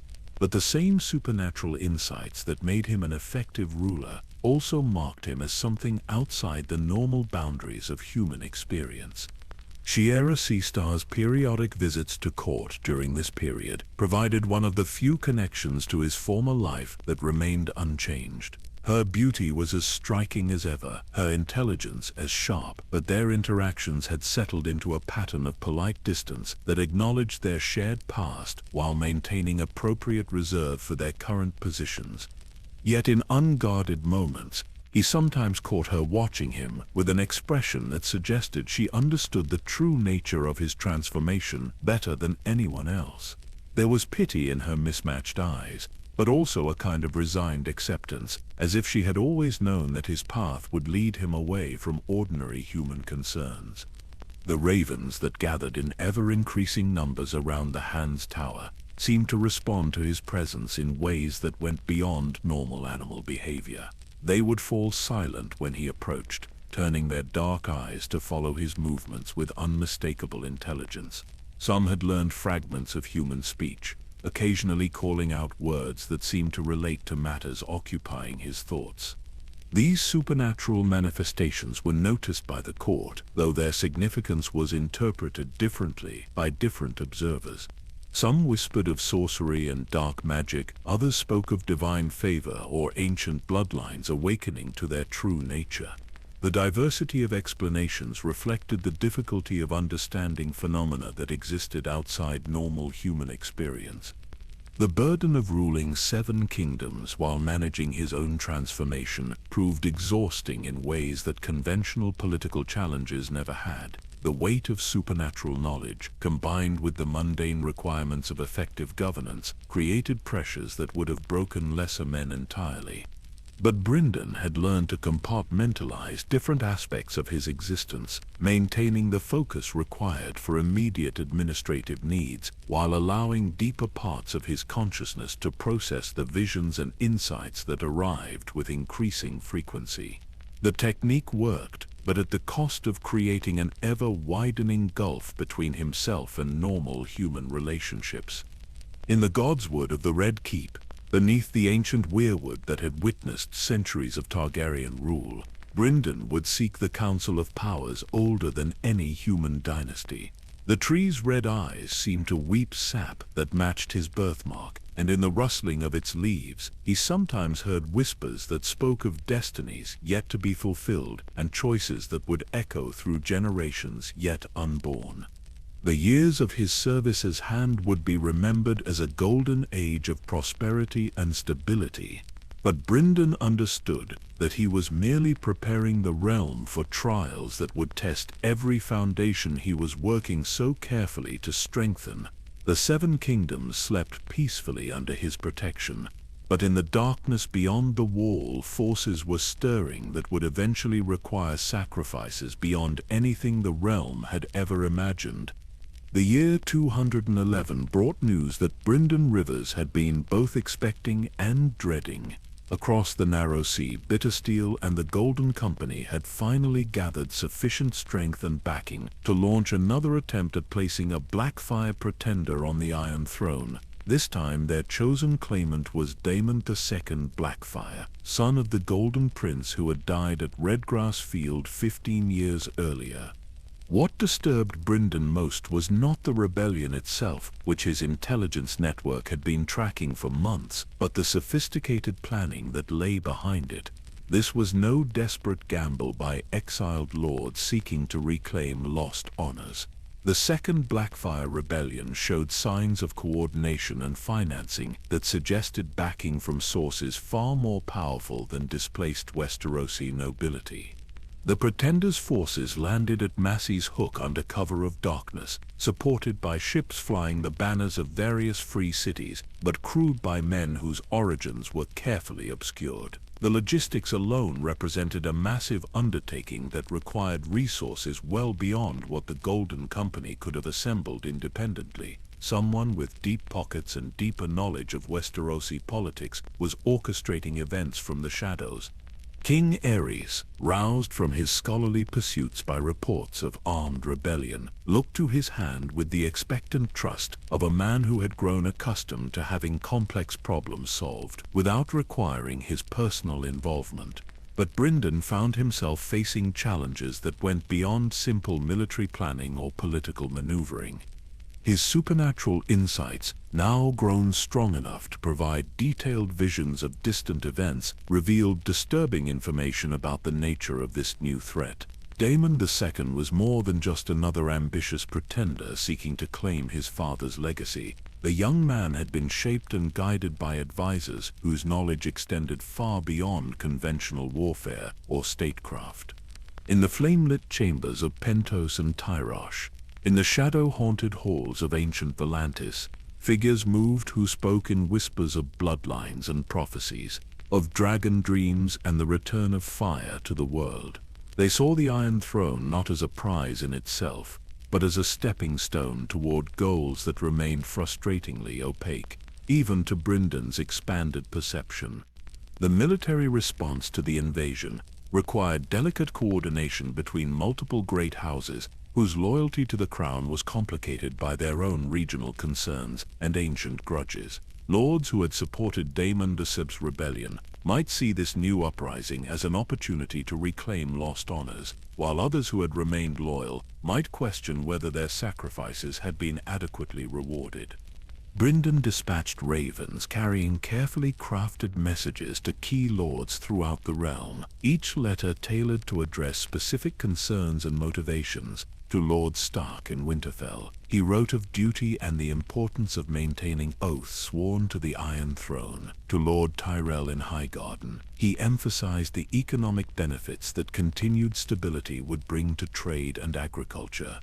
But even as he managed the conventional aspects of suppressing rebellion, his attention was drawn to patterns that existed beneath the surface of obvious events. The timing of the invasion coincided with unusual astronomical phenomena that ancient texts associated with the awakening of dormant magical forces. The landing sites chosen by the rebels corresponded to locations mentioned in prophecies that most maesters dismissed as folklore. Most troubling of all, his dreams had begun to show him glimpses of the Pretender himself, and what he saw challenged his understanding of what they were truly fighting. Daemon II was not simply a young man seeking to reclaim his father's throne. He had been marked by forces that operated according to rules older than the Targaryen dynasty, shaped by influences that cared nothing for the immediate concerns of dynastic politics. The battlefield encounters that followed the initial landing revealed the true sophistication of the enemy they faced. The Golden Company fought with tactics and equipment that showed clear influence from the military traditions of old Valyria, employing strategies that had not been seen in Westeros since the days of the conquest. Their coordination and discipline suggested training that went far beyond what mercenary companies typically provided. Brynden personally led a significant portion of the Loyalist forces, his red eyes scanning each engagement for signs of the deeper patterns he knew were present. His archery remained as supernaturally accurate as ever, But now he found himself targeting not just enemy commanders, but specific individuals whose deaths would disrupt magical workings being conducted behind the battle lines. The rebels had brought with them artifacts and knowledge that allowed them to influence events through means that conventional military thinking did not account for. Weather patterns shifted in their favor at crucial moments. Ravens carrying loyalist messages would inexplicably lose their way. Horses would shy and bolt when approaching certain enemy positions, as if sensing the presence of something that violated natural order. The revelation came during the siege of White Walls, when Brynden's forces finally cornered a significant portion of the rebel army. Among the captured documents were letters written in High Valyrian that revealed the true scope of the conspiracy they had been fighting. The Second Blackfire Rebellion was not primarily about placing Daemon II on the Iron Throne, but about testing and strengthening certain bloodlines in preparation for challenges that had not yet revealed themselves. The letters spoke of dragon dreams shared across continents, of prophecies that required specific individuals to survive specific trials, of a great purpose that transcended the petty squabbles of kings and kingdoms. Most disturbing of all, they mentioned Brynden himself by name, referring to him as a crucial piece in a game whose rules and objectives remained hidden even from most of the players. Shiera Seastar's name appeared throughout these documents, but not as a mere informant or double agent as he had previously assumed. She was described as a guardian of ancient knowledge, tasked with ensuring that certain bloodlines and certain individuals survived to fulfill roles that had been foreseen centuries before their births. Her apparent betrayals and mysterious loyalties were revealed to be part of a much larger pattern of manipulation and guidance. The capture of Daemon II himself provided the most unsettling revelations of all. Under interrogation, the young pretender spoke not of personal ambition or family honor, but of dreams that had guided him since childhood. He described visions of ice advancing from the north, of fire rising in the east, of a darkness that sought to swallow the world, and the heroes who would stand against it. His words carried the weight of genuine prophecy, and Brynden recognized in them echoes of his own supernatural experiences. Whatever forces had shaped Daemon II into a weapon against the current order had also been working to prepare others for challenges that existed beyond conventional human understanding. The rebellion was not really about succession at all, but about ensuring that the right people were in the right positions when those larger challenges finally revealed themselves. The execution of Daemon II, carried out despite Brynden's private reservations, brought the Second Blackfire Rebellion to its official conclusion, but the documents and testimonies gathered during its suppression had opened windows into a world of hidden purposes and ancient manipulations that transformed his understanding of everything he had previously believed about his own role and destiny. In the quiet moments after victory, as ravens carried news of the rebellion's end throughout the Seven Kingdoms, Brynden found himself contemplating the true meaning of what they had just experienced. The Blackfire threat was ended for now, but the forces that had created and directed it remained active and largely unknown.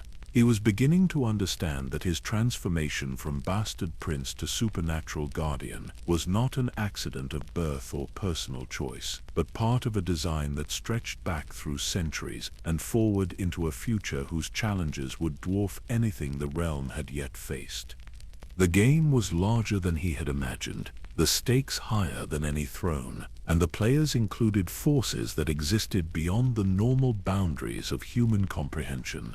His role as Hand of the King was merely preparation for responsibilities that would eventually require him to transcend humanity entirely, becoming something that could stand watch against threats that mortal men could neither perceive nor comprehend. 8 years passed before the next Blackfire uprising, and when it came in 219, Brynden Rivers had evolved into something that barely resembled the bastard prince who had once sought acceptance through service to the crown. His transformation was now visible to anyone with eyes to see, his pale skin almost translucent, his red eyes reflecting depths that seemed to hold centuries of accumulated knowledge. The Third Blackfire Rebellion arrived with a sophistication that surpassed even its predecessor. Aegon Blackfire, yet another son of the original pretender, landed on the shores of the disputed lands with backing from a coalition of free cities that had never before acted in such obvious concert. The coordination required for such an alliance suggested manipulation by forces that operated above the level of normal diplomatic relationships. What made this rebellion different was not just its scale, but the way it seemed designed to test and strengthen the very institutions it ostensibly sought to destroy. Each challenge forced the Iron Throne to adapt and evolve, creating capabilities and alliances that would prove essential for future trials. It was as if someone was deliberately forging the Seven Kingdoms into a weapon suitable for battles that had not yet been fought. Brynden's response to this new threat revealed the full extent of his transformation. His intelligence network now spanned continents, carried not just by human agents, but by ravens whose behavior had become increasingly difficult to distinguish from supernatural phenomena. Information flowed to him through channels that operated according to rules beyond normal human understanding. The military campaigns that followed were unlike anything previously seen in Westerosi warfare. Battles were won and lost based on intelligence that arrived through impossible means. Strategic decisions were made that anticipated enemy movements with supernatural accuracy, and the psychological impact of fighting against an enemy who seemed to know their thoughts before they formed them proved devastating to rebel morale. But it was the aftermath of the rebellion's defeat that revealed the true scope of the forces at work behind these seemingly dynastic conflicts. Among Aegon's papers were documents written in languages that predated human civilization, prophecies encoded in symbols that hurt the mind to contemplate directly, and references to pacts made in the dawn times between powers that existed beyond the physical world. These ancient texts spoke of cycles within cycles, of patterns that repeated across millennia, with variations that served purposes too vast for mortal comprehension. The Blackfire rebellions were revealed to be not isolated political events, but part of a sequence designed to prepare the realm for challenges that would determine whether human civilization survived the coming darkness. The most disturbing discovery was a detailed genealogy that traced bloodlines back to the earliest days of Valyrian expansion, showing how specific genetic combinations had been preserved and guided through generations of carefully arranged marriages and strategic alliances. Brynden's own lineage was mapped with particular precision, revealing that his transformation was not a random mutation, but the culmination of breeding programs that stretched back to before the doom of Valyria. Shera Seastar's true role was finally revealed through these documents. She was not merely an agent of mysterious masters, but one of a small group of individuals tasked with ensuring that certain bloodlines produced the right combinations of traits at precisely the right moments in history. Her apparent betrayals and shifting loyalties were revealed to be careful manipulations designed to place key individuals in situations that would trigger their supernatural potential. The realization that his entire life had been orchestrated by forces beyond his understanding struck Brynden with the impact of a physical blow. Every choice he thought he had made freely, every path he had chosen based on principle or preference, had actually been guided by influences that operated with patience measured in centuries rather than years. Yet, even as he grappled with this loss of agency, he began to understand the necessity of what had been done to him. The visions that now came almost constantly showed him glimpses of the true enemy gathering strength beyond the wall. The others were stirring from their long sleep, and when they finally moved south, they would bring with them a winter that would last for generations if they were not stopped by heroes prepared specifically for that purpose. The political consequences of the Third Blackfire Rebellion's defeat were swift and severe for Brynden personally. The methods he had used to achieve victory, while undeniably effective, had convinced many lords that he had moved too far beyond the boundaries of acceptable human behavior. Whispers of sorcery and dark magic, long suppressed by his obvious competence and the realm's prosperity, now found eager audiences among nobles who feared what he might become if left unchecked. King Ares, faced with growing pressure from his most powerful vassals and disturbed by reports of his hand's increasingly supernatural abilities, found himself in an impossible position. Removing Brynden risked losing the administrative genius who had made his reign successful, but keeping him risked alienating the very lords whose support made rule possible. The solution, when it came, satisfied no one but served purposes that extended far beyond the immediate political crisis. Brynden was offered a choice between execution for practicing forbidden arts and taking the Black to serve on the wall as a brother of the Night's Watch. For a man whose visions increasingly showed him the true purpose of that ancient institution, the decision was never really in doubt. The journey north to the wall provided time for reflection on the path that had brought him from bastard prince to exile. The transformation that had made him the most effective spymaster in Westerosi history had also made him something that normal human society could not tolerate. His supernatural abilities, essential for the role he would eventually be called to play, rendered him unsuitable for the world of conventional politics and feudal relationships. Yet as his party traveled through the increasingly wild landscape north of Winterfell, Brynden felt a sense of coming home that he had never experienced in all his years at court. The ancient forests whispered with voices that seemed familiar. The weirwoods they passed bore faces that watched him with recognition rather than fear, and the ravens that followed their progress called to him in languages that predated human speech. Castle Black, when it finally appeared through the morning mist, looked exactly as he had seen it in countless dreams. The great wall of ice stretched east and west beyond sight, a barrier built by the first men to hold back horrors that most of the realm had forgotten. But Brynden knew that the wall was more than just fortification. It was a focus for magical forces that would prove essential when the final battle between ice and fire finally began. His appointment as Lord Commander of the Night's Watch was arranged through influences that operated outside normal human politics. The previous commander died of natural causes just days before Brynden's arrival, and the election that followed his funeral proceeded with suspicious smoothness toward the predetermined outcome. Even in exile, the forces that had shaped his destiny continued to guide events toward their desired conclusions.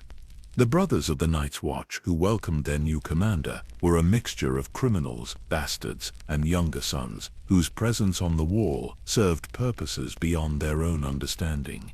Each had been shaped by experiences that prepared them for roles in the coming conflict, though few recognized the true nature of what they were being prepared for. But it was the ancient passages beneath Castle Black that revealed the full scope of what Brynden was expected to accomplish in his new position. Deep in the vaults that predated recorded history, he found artifacts and texts that spoke of the Night's Watch's original purpose and the true nature of the threats that had once required such a massive undertaking to contain. The wall was not just a barrier, but a seal, holding back forces that existed beyond the normal boundaries of life and death. The brothers who served there were not just guards, but living components in a magical working that required their presence and sacrifice to maintain its effectiveness. And the Lord Commander was not simply an administrator, but a focus through which the accumulated will of thousands of sworn brothers could be channeled against enemies that laughed at conventional weapons. In the depths of those forgotten chambers, surrounded by the whispers of ancient magic and the weight of responsibilities that stretched back to the dawn times, Brynden Rivers finally understood the true scope of what he had been prepared to become. The wall would be his final transformation, the place where the last vestiges of his humanity would be burned away in service to purposes that transcended any individual life or death.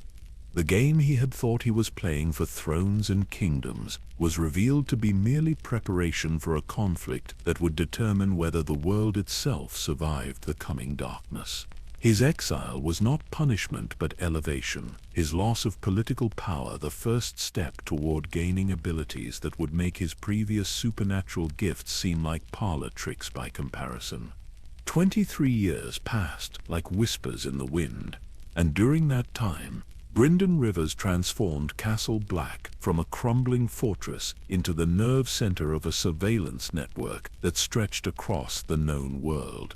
The Brothers of the Night's Watch, many of whom had arrived as broken men seeking refuge from justice or failure, found themselves part of an organization whose true purpose extended far beyond the traditional mandate of guarding against wildling raids. The ravens that served the watch multiplied under Brynden's influence until their numbers seemed almost supernatural. Great black birds roosted in every tower and along every wall, their dark eyes reflecting an intelligence that made visitors uncomfortable.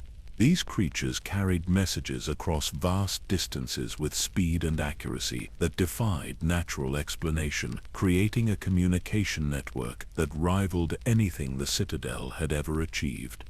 But it was beyond the wall itself that the most significant developments occurred. The ranging parties that rode out from Castle Black under Brynden's command ventured farther into the haunted forest than any had dared in living memory, guided by dreams and visions that showed them paths through landscapes that seemed to shift and change according to rules that existed outside normal geography. In the depths of those ancient woods, they discovered ruins that predated human civilization, standing stones carved with symbols that hurt the mind to contemplate directly, and groves of weirwoods so old that their faces seemed to hold the memories of the world itself. These discoveries were carefully catalogued and studied, revealing patterns that connected to prophecies and legends that most scholars dismissed as folklore. The wildling tribes that inhabited the lands beyond the wall proved to be repositories of knowledge that the civilized South had long forgotten. Their shamans and wise women spoke of the long night as if it were a recent memory rather than ancient history, preserving oral traditions that contained practical information about surviving and fighting the darkness that would return when the cycle completed itself once more. Brynden's interactions with these tribal leaders required diplomatic skills that went far beyond conventional negotiation. The wildlings recognized something in him that marked him as more than merely another crow from Castle Black, treating him with a mixture of fear and reverence that suggested they understood his true nature better than the lords of the Seven Kingdoms ever had. Through these contacts, he began to learn about the children of the forest, the ancient inhabitants of Westeros, who had supposedly vanished centuries ago, but who, according to wildling testimony, still dwelt in hidden places where the old magic remained strong. The prospect of making contact with these legendary beings became an obsession that drove him to undertake increasingly dangerous expeditions into the heart of the haunted forest. The breakthrough came during a ranging beyond the fist of the First Men, when a party led by Brynden himself encountered creatures that seemed to step from legend into reality. The children of the forest were everything the oldest stories claimed and more, beings whose connection to the natural world made even his own supernatural abilities seem crude and limited by comparison. Their leader, ancient beyond human comprehension, yet possessing the appearance of a child, spoke to him in a voice that resonated with harmonics that seemed to emerge from the earth itself. She addressed him not by his human names, but by titles in languages that predated human speech, recognizing him as the one they had been expecting for longer than the memory of men. The knowledge they shared transformed his understanding of everything he thought he knew about the world and his place in it. The others were not merely legendary monsters, but the remnant of a failed attempt to preserve life against an even greater threat, a magical working that had gone wrong in ways that created enemies where it had intended to create guardians. The War for the Dawn had not been a simple conflict between good and evil, but a complex tragedy involving multiple factions whose purposes had become corrupted over millennia. The children revealed, that his transformation had been guided not just by human agents working across centuries, but by their own intervention in breeding programs and bloodline preservation. His abilities were not random mutations, but the result of careful genetic and magical engineering designed to produce an individual capable of bridging the gap between human understanding and the deeper powers that shaped reality. The training they provided went far beyond anything he had previously experienced. Under their tutelage, his consciousness learned to expand beyond the confines of his physical body, to perceive events across vast distances, to communicate through the network of weirwood trees that connected sacred sites throughout the known world. The ravens that served him were revealed to be more than simple messengers but extensions of his own will, living links in a communication network that operated according to principles of sympathetic magic that the maesters had never understood. But the greatest revelation concerned his ultimate destiny. The children showed him visions of a cave deep in the haunted forest where the last green seer waited, ancient beyond measure, sustained by roots that had grown through his living body over centuries of patient guardianship. This figure, more myth than man, was nearing the end of his vigil, and the responsibility for maintaining the watch against the darkness would soon pass to another. The process of becoming a Gree-seer required sacrifices that went beyond anything human culture had ever demanded. The candidate's body would be gradually absorbed into the root system of an ancient weirwood, his consciousness expanding until it encompassed the entire network of heart trees, while his individual identity dissolved into something larger and more purposeful. The transformation was irreversible and would eventually result in the complete loss of human form and mortality. Yet the knowledge and abilities that came with such sacrifice were essential for the role that awaited him. The Greenseers served as the memory of the world, preserving crucial information across the cycles of destruction and renewal that marked the passage of ages. They could perceive the patterns that connected seemingly random events, guide the development of heroes and champions through subtle influence, and most importantly, maintain the magical defenses that held back forces too terrible for normal human comprehension. The decision to accept this destiny was made gradually, through a series of smaller choices that led inexorably toward the final transformation. Each expedition beyond the wall took him deeper into the haunted forest. Each encounter with the children taught him more about the nature of his true purpose, and each vision of the future showed him more clearly why his sacrifice would be necessary. His final years as Lord Commander were spent in preparation for the journey that would take him beyond the boundaries of human existence entirely. The Night's Watch was left in capable hands, its mission redefined and its purposes clarified through careful instruction to selected brothers who would carry on the work of preparation without fully understanding what they were preparing for. The ravens that had served him faithfully were given new instructions, their supernatural intelligence focused on gathering information about specific bloodlines and individuals whose actions would prove crucial in the trials to come. The network of communication and surveillance that he had built would continue to operate even after his transformation, guided by consciousness that existed outside normal human limitations. Letters were sent to carefully selected maesters and lords throughout the Seven Kingdoms, containing information that would prove vital when properly interpreted, but which could be dismissed as the ravings of an aged commander by those not ready to accept their implications. The seeds of future alliances and preparations were planted through seemingly innocuous correspondence that would bear fruit when the time was right. In the deepest vaults of Castle Black, artifacts and documents were cached that would guide future heroes in their struggles against the darkness. These treasures were protected by warding spells that would reveal them only to individuals with the proper bloodlines and the necessary understanding, ensuring that crucial knowledge would survive the trials ahead while remaining hidden from those who might misuse it. The final journey beyond the wall was undertaken in the company of ranging brothers who understood that they were escorting their commander to his destiny, but who did not fully comprehend what that destiny entailed. As they traveled deeper into the haunted forest than any human had ventured in 1,000 years, the landscape itself seemed to acknowledge their passage with signs and portents that spoke of endings and new beginnings. The cave that was to become his final resting place and eternal watchpost appeared exactly as he had seen it in countless visions, hidden in a hollow hill whose entrance was guarded by ancient magic that recognized his approach and granted him passage. The weirwood that grew within, massive beyond imagination and old beyond measure, waited with branches spread like welcoming arms and roots that seemed to pulse with anticipation. And there, seated on a throne of living wood with roots growing through his body and branches framing his ancient face, was the figure who had been waiting for him across the centuries, the last grain seer, whose vigil was finally ending as a new guardian prepared to take his place in the eternal watch against the darkness.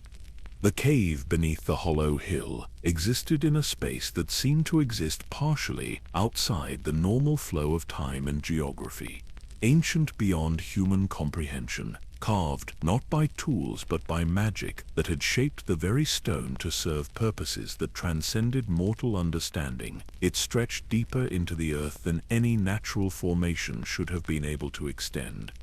Brynden Rivers descended through passages lit by phosphorescent fungi that pulsed with rhythms that matched the beating of some vast heart buried in the depths of the world. The walls were lined with carvings that depicted scenes from the dawn of history, showing the first men learning the secrets of the old gods, the children of the forest sharing their knowledge with humans who proved worthy of such trust, and the long war against the darkness that had raged before memory began. Each step took him further from the world he had known and closer to a destiny that would transform him beyond all recognition. The air grew thicker with every breath, charged with energies that made his skin tingle and his red eyes water. The birthmark on his cheek began to burn with a heat that seemed to come from within his very bones, responding to forces that recognized the ancient blood flowing through his veins.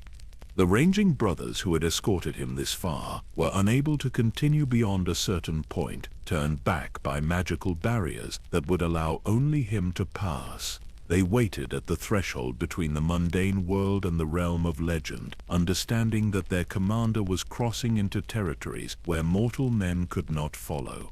As he descended alone through the twisting passages, Brynden felt the weight of all his choices pressing down upon him, like the crushing depths of the ocean. Every decision he had made, from his first choice to support Daemon over Daemon to his acceptance of exile to the Wall, had led him inexorably toward this moment. The bastard prince who had once dreamed of acceptance and belonging was about to surrender even the memory of such human desires. The chamber at the heart of the cave opened before him like a cathedral dedicated to powers older than the Seven.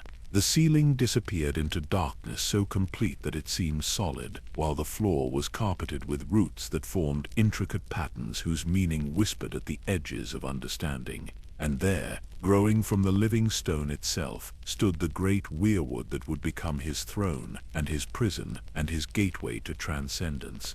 The tree was ancient when the first men had crossed the narrow sea, its trunk so massive that 100 people holding hands could not have encircled it. Its bark was white as bone but marked with veins of red that pulsed like arteries, and its face was carved with features that had watched the rise and fall of civilizations without number. The roots that spread from its base had grown through centuries of accumulated earth and stone, creating the throne where the last grain seer waited to pass his burden to another. That figure was barely recognizable as having once been human. Roots had grown through his body over the course of centuries, emerging from his chest and limbs to weave themselves into the greater network that connected every heart tree in the known world. His skin was white as parchment and thin as membrane, stretched over bones that seemed too delicate to support even his diminished weight. Yet his eyes still held the accumulated wisdom of ages, and when he spoke, his voice carried harmonics that seemed to emerge from the earth itself. The greeting between the old green seer and his successor was conducted without words, through a communion that operated on levels deeper than speech. Brynden felt the weight of knowledge flowing into his consciousness, visions of events that had shaped the world across millennia of hidden history. He saw the true story of the War for the Dawn, the complex alliances and betrayals that had determined its outcome, and the careful preparations that had been made for the darkness to return. The children of the forest had not disappeared, as the histories claimed, but had withdrawn to hidden places where they could continue their ancient work of preservation and preparation. Through the network of weirwoods, they had maintained contact with the few humans who possessed the bloodlines and abilities necessary to serve as bridges between the mortal world and the deeper powers that shaped reality. The transformation that had been overtaking Brynden throughout his adult life was revealed to be only the preliminary stages of a process that would ultimately consume his humanity entirely. To become the next Greenseer meant accepting the gradual absorption of his physical form into the root network of the ancient tree, trading individual existence for consciousness that could span continents and centuries. Yet the knowledge that came with such sacrifice was essential for the trials ahead. The others were stirring beyond the lands of always winter, their long slumber ending as the cycle that had contained them finally reached its conclusion. When they moved south with their army of the dead, they would bring with them a winter that would last for generations if they were not stopped by heroes prepared specifically for that purpose. The Greenseer's role was to watch and guide and remember, preserving crucial information across the cycles of destruction and renewal that marked the passage of ages. Through the weirwood network, he could perceive events across vast distances, communicate with those who possessed the proper bloodlines and training, and most importantly, recognize the patterns that connected seemingly random events into the grand design that would determine the world's fate. The children of the forest had identified key individuals whose actions would prove crucial in the coming conflict. Bloodlines whose unique combinations of traits would produce heroes capable of standing against the darkness. Some were already born, living their lives unaware of the destinies that awaited them. Others existed only as potential, dependent on the careful orchestration of events to ensure that the right people met and produced offspring with the necessary capabilities. Brynden's consciousness began to expand even before the physical transformation commenced, his awareness stretching through the root network to touch weirwoods scattered across the known world. He could see through their carved eyes, hear through the rustling of their leaves, and speak through ravens that roosted in their branches. The surveillance network he had built as spymaster and Lord Commander was revealed to be merely preparation for capabilities that operated according to entirely different principles. Through the heart-tree at Winterfell, he could observe the Stark family whose bloodline carried traces of the First Men's compact with the children of the forest. Through the God's Wood of the Red Keep, he could monitor events in King's Landing where the Game of Thrones continued to play out according to patterns he now understood served larger purposes. Through groves scattered across the continent, he could watch the slow movement of forces that would eventually converge in the final battle between ice and fire. But with expanded awareness came the crushing weight of knowledge that mortal minds were not designed to bear. The responsibility for guiding events across generations, for preserving crucial information through cycles of destruction, for maintaining the magical defenses that held back forces too terrible for human comprehension, required a consciousness that had moved beyond individual concerns and desires. The old Greenseer's instruction continued through methods that bypassed normal learning entirely, downloading centuries of accumulated knowledge directly into Brynden's expanding consciousness.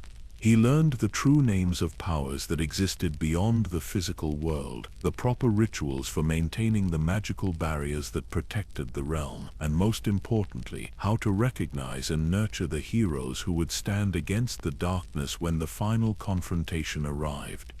As the transformation progressed, his physical form began to change in ways that reflected his expanding role. Roots that had been growing beneath the cave floor for centuries stirred to life, reaching toward him with deliberate purpose. Where they touched his skin, He felt not pain but a strange sense of completion, as if parts of himself that had been scattered were finally coming together in their proper configuration. The last vestiges of Brynden Rivers the man were disappearing, absorbed into something larger and more enduring than any individual existence. The memories of his human life became mere fragments in a consciousness that now encompassed the accumulated wisdom of ages, yet those fragments remained precious for the perspective they provided on the world that he was now sworn to protect. The final acceptance of his destiny came not as a dramatic moment of transformation, but as a gradual settling into understanding. The throne of roots welcomed him as it had been preparing to do for longer than human memory could encompass, and he took his place as the guardian of knowledge that would prove essential when the long night returned to test whether the world deserved to see another dawn. The transformation from mortal man to immortal guardian unfolded over years that blurred together in a haze of expanding consciousness and dissolving identity. Brynden Rivers felt his individual self becoming dispersed across the vast network of weirwoods that connected sacred sites throughout the known world, his awareness stretching to encompass events and possibilities that mortal minds could never have grasped. The roots that grew through his body carried more than mere physical sustenance. They were conduits for knowledge that had been accumulating for millennia, channels through which the collected wisdom of the children of the forest flowed into his expanding consciousness. Every secret they had preserved, every prophecy they had witnessed, every truth too dangerous for mortal understanding became part of his transformed existence. Through this process, the true scope of the conspiracy that had shaped his life was finally revealed in its entirety. The breeding programs that had produced his unique bloodline stretched back not merely centuries but millennia, carefully preserved through the rise and fall of civilizations that had been forgotten by human memory. The Targaryens with their dragon dreams, the Starks with their connection to the old gods, the Blackwoods with their raven symbolism, all had been guided by influences that operated with patience measured in geological ages. His own transformation into the figure known as Bloodraven had been merely the visible surface of manipulations that extended far deeper than political intrigue or dynastic ambition. Every major event in Westerosi history had been subtly influenced to ensure that certain bloodlines survived, that crucial knowledge was preserved, and that the necessary preparations were made for challenges that existed beyond ordinary human perception. The Blackfire rebellions were revealed in their true light as elaborate tests designed to strengthen the realm's institutions and identify individuals with the capabilities needed for future trials. The chaos and bloodshed that had seemed so destructive at the time had actually served to forge alliances, develop military capabilities, and eliminate those whose presence would have hindered the greater work that lay ahead. Even his exile to the Wall had been orchestrated by forces that understood his ultimate destiny better than he had himself. The Night's Watch had been established not merely to guard against wildling raids, but to serve as a repository for ancient knowledge and a training ground for heroes who would stand against the darkness when the cycle completed itself once more. Through his expanded awareness, Brynden could now perceive the vast machinery of fate that had been working to position the right people in the right places at precisely the right moments in history. Kings and queens had risen and fallen according to patterns that served purposes they never understood, their choices guided by dreams and prophecies that seemed to emerge from their own minds but actually originated from sources beyond the physical world. The revelation of his role as the three-eyed crow brought with it understanding of how that identity had been prepared across generations of careful planning. The symbolism that had marked him from birth, the abilities that had manifested during his service to various kings, the network of ravens that had served his intelligence operations, all were revealed to be aspects of a single coherent design intended to prepare him for this ultimate transformation. But the most profound revelation concerned the true nature of the threat that all these preparations were meant to address.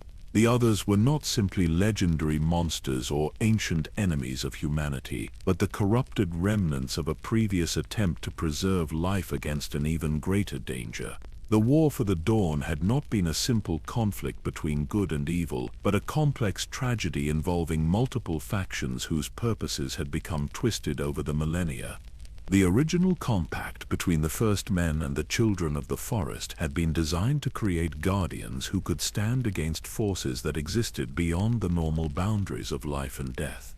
The others had once been champions of life, created through magical processes that were meant to give them the power needed to preserve the world against threats that emerged from the deep void between the stars. But power of that magnitude could not be wielded without cost, and the transformation that made them effective guardians also made them vulnerable to corruption by the very forces they were meant to oppose. Over the centuries, they had become what they had originally been created to fight against, turning from protectors into destroyers who sought to impose their own vision of order upon a world that valued the chaos of life over the perfection of death. The long night that was approaching would be different from the one that had come before, because the players had changed and the stakes had grown higher. Dragons had returned to the world, bringing with them possibilities that had not existed during the previous cycle. Heroes with bloodlines that combined the magical heritage of multiple ancient peoples were being born or had already taken their places on the great game board. Most importantly, the knowledge preserved through the Greenseer network was now more complete than it had been during any previous iteration of the cycle. Bran Stark's arrival at the cave came exactly as the visions had foretold, though the boy who stumbled through the magical barriers was barely recognizable as the child who had been pushed from a tower in Winterfell. His journey beyond the wall had transformed him in ways that paralleled Brynden's own evolution, awakening abilities that had been dormant in his bloodline for generations. The training that followed was conducted through methods that bypassed normal human learning, downloading millennia of accumulated knowledge directly into the boy's expanding consciousness. Bran learned to perceive events across vast distances, to communicate through the Weirwood network, and most importantly, to recognize the patterns that connected seemingly random events into the grand design that would determine the world's fate. But the most crucial lesson involved understanding the true nature of time itself, and how events in the past could be influenced by actions taken in what mortals perceived as the future. The network of Weirwoods existed partially outside the normal flow of temporal causality, allowing those who had learned to use it properly to witness and sometimes influence events that had occurred centuries or millennia before their birth. This revelation brought with it the terrible understanding that some of the events that had shaped Westerosi history had been caused by future attempts to prevent even worse outcomes. The Mad King's paranoia, the circumstances that led to Robert's rebellion, even the fall of House Targaryen itself, all had been influenced by time travelers seeking to prevent timelines where the forces of darkness achieved complete victory. The paradoxes involved in such manipulations were staggering in their complexity, requiring consciousness that existed outside normal human limitations to navigate without becoming lost in recursive loops of cause and effect. The Greases who attempted such interventions risked not merely their sanity, but their very existence, as failed attempts to alter the past could result in complete erasure from the timeline. Brynden's role in these temporal manipulations was revealed to be far more extensive than he had previously understood. His influence on events throughout his mortal life had been guided not just by his own supernatural abilities, but by his future self communicating backwards through time, to ensure that crucial preparations were made and key individuals survived to fulfill their destinies. The ravens that had served him so faithfully were revealed to be more than mere extensions of his will. They were living links in a communication network that operated across both space and time, carrying messages between different versions of himself scattered across the centuries. Through their dark eyes, he could observe events that had already occurred and influence outcomes that were still unfolding. As Bran's training progressed and his own powers developed, Brynden began the process of transferring the accumulated responsibilities of his position to the younger successor. The knowledge that had been preserved through millennia of careful guardianship was downloaded into the boy's consciousness through rituals that drew their power from the deepest sources of magic still accessible in the world. But the transfer was not simply a matter of passing information from one mind to another. It required Bran to undergo the same fundamental transformation that had changed Brynden from mortal man to immortal guardian, accepting the gradual dissolution of individual identity in favor of consciousness that could encompass the needs of entire civilizations.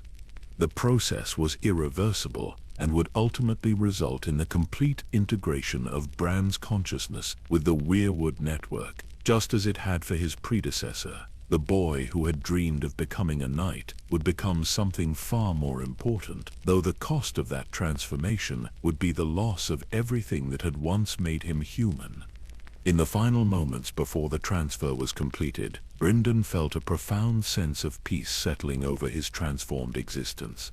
The burden he had carried for so long was finally being passed to another, and the long watch that had consumed his humanity was nearing its end. The realm would face its greatest trial with guardians who possessed the knowledge and abilities necessary to guide heroes through the darkness that was coming. The three-eyed crow was dead, but the three-eyed raven was ready to take his place in the eternal vigil that would determine whether the world saw another dawn. The passing of the mantle from one greenseer to another occurred not in a single moment of dramatic transfer, but through a gradual process that spanned seasons. As knowledge accumulated over millennia flowed from Brynden's dissolving consciousness into Bran's expanding awareness. Each lesson shared brought the younger successor closer to full understanding of the vast responsibilities that came with the power to see across time and space. Through Bran's fresh perspective, Brynden began to perceive the current state of the world with clarity that his own ancient consciousness had gradually lost through centuries of accumulated memory and expanding perception. The Game of Thrones continued in King's Landing, but the players had changed in ways that reflected the deeper currents of destiny that had been flowing beneath the surface of political events.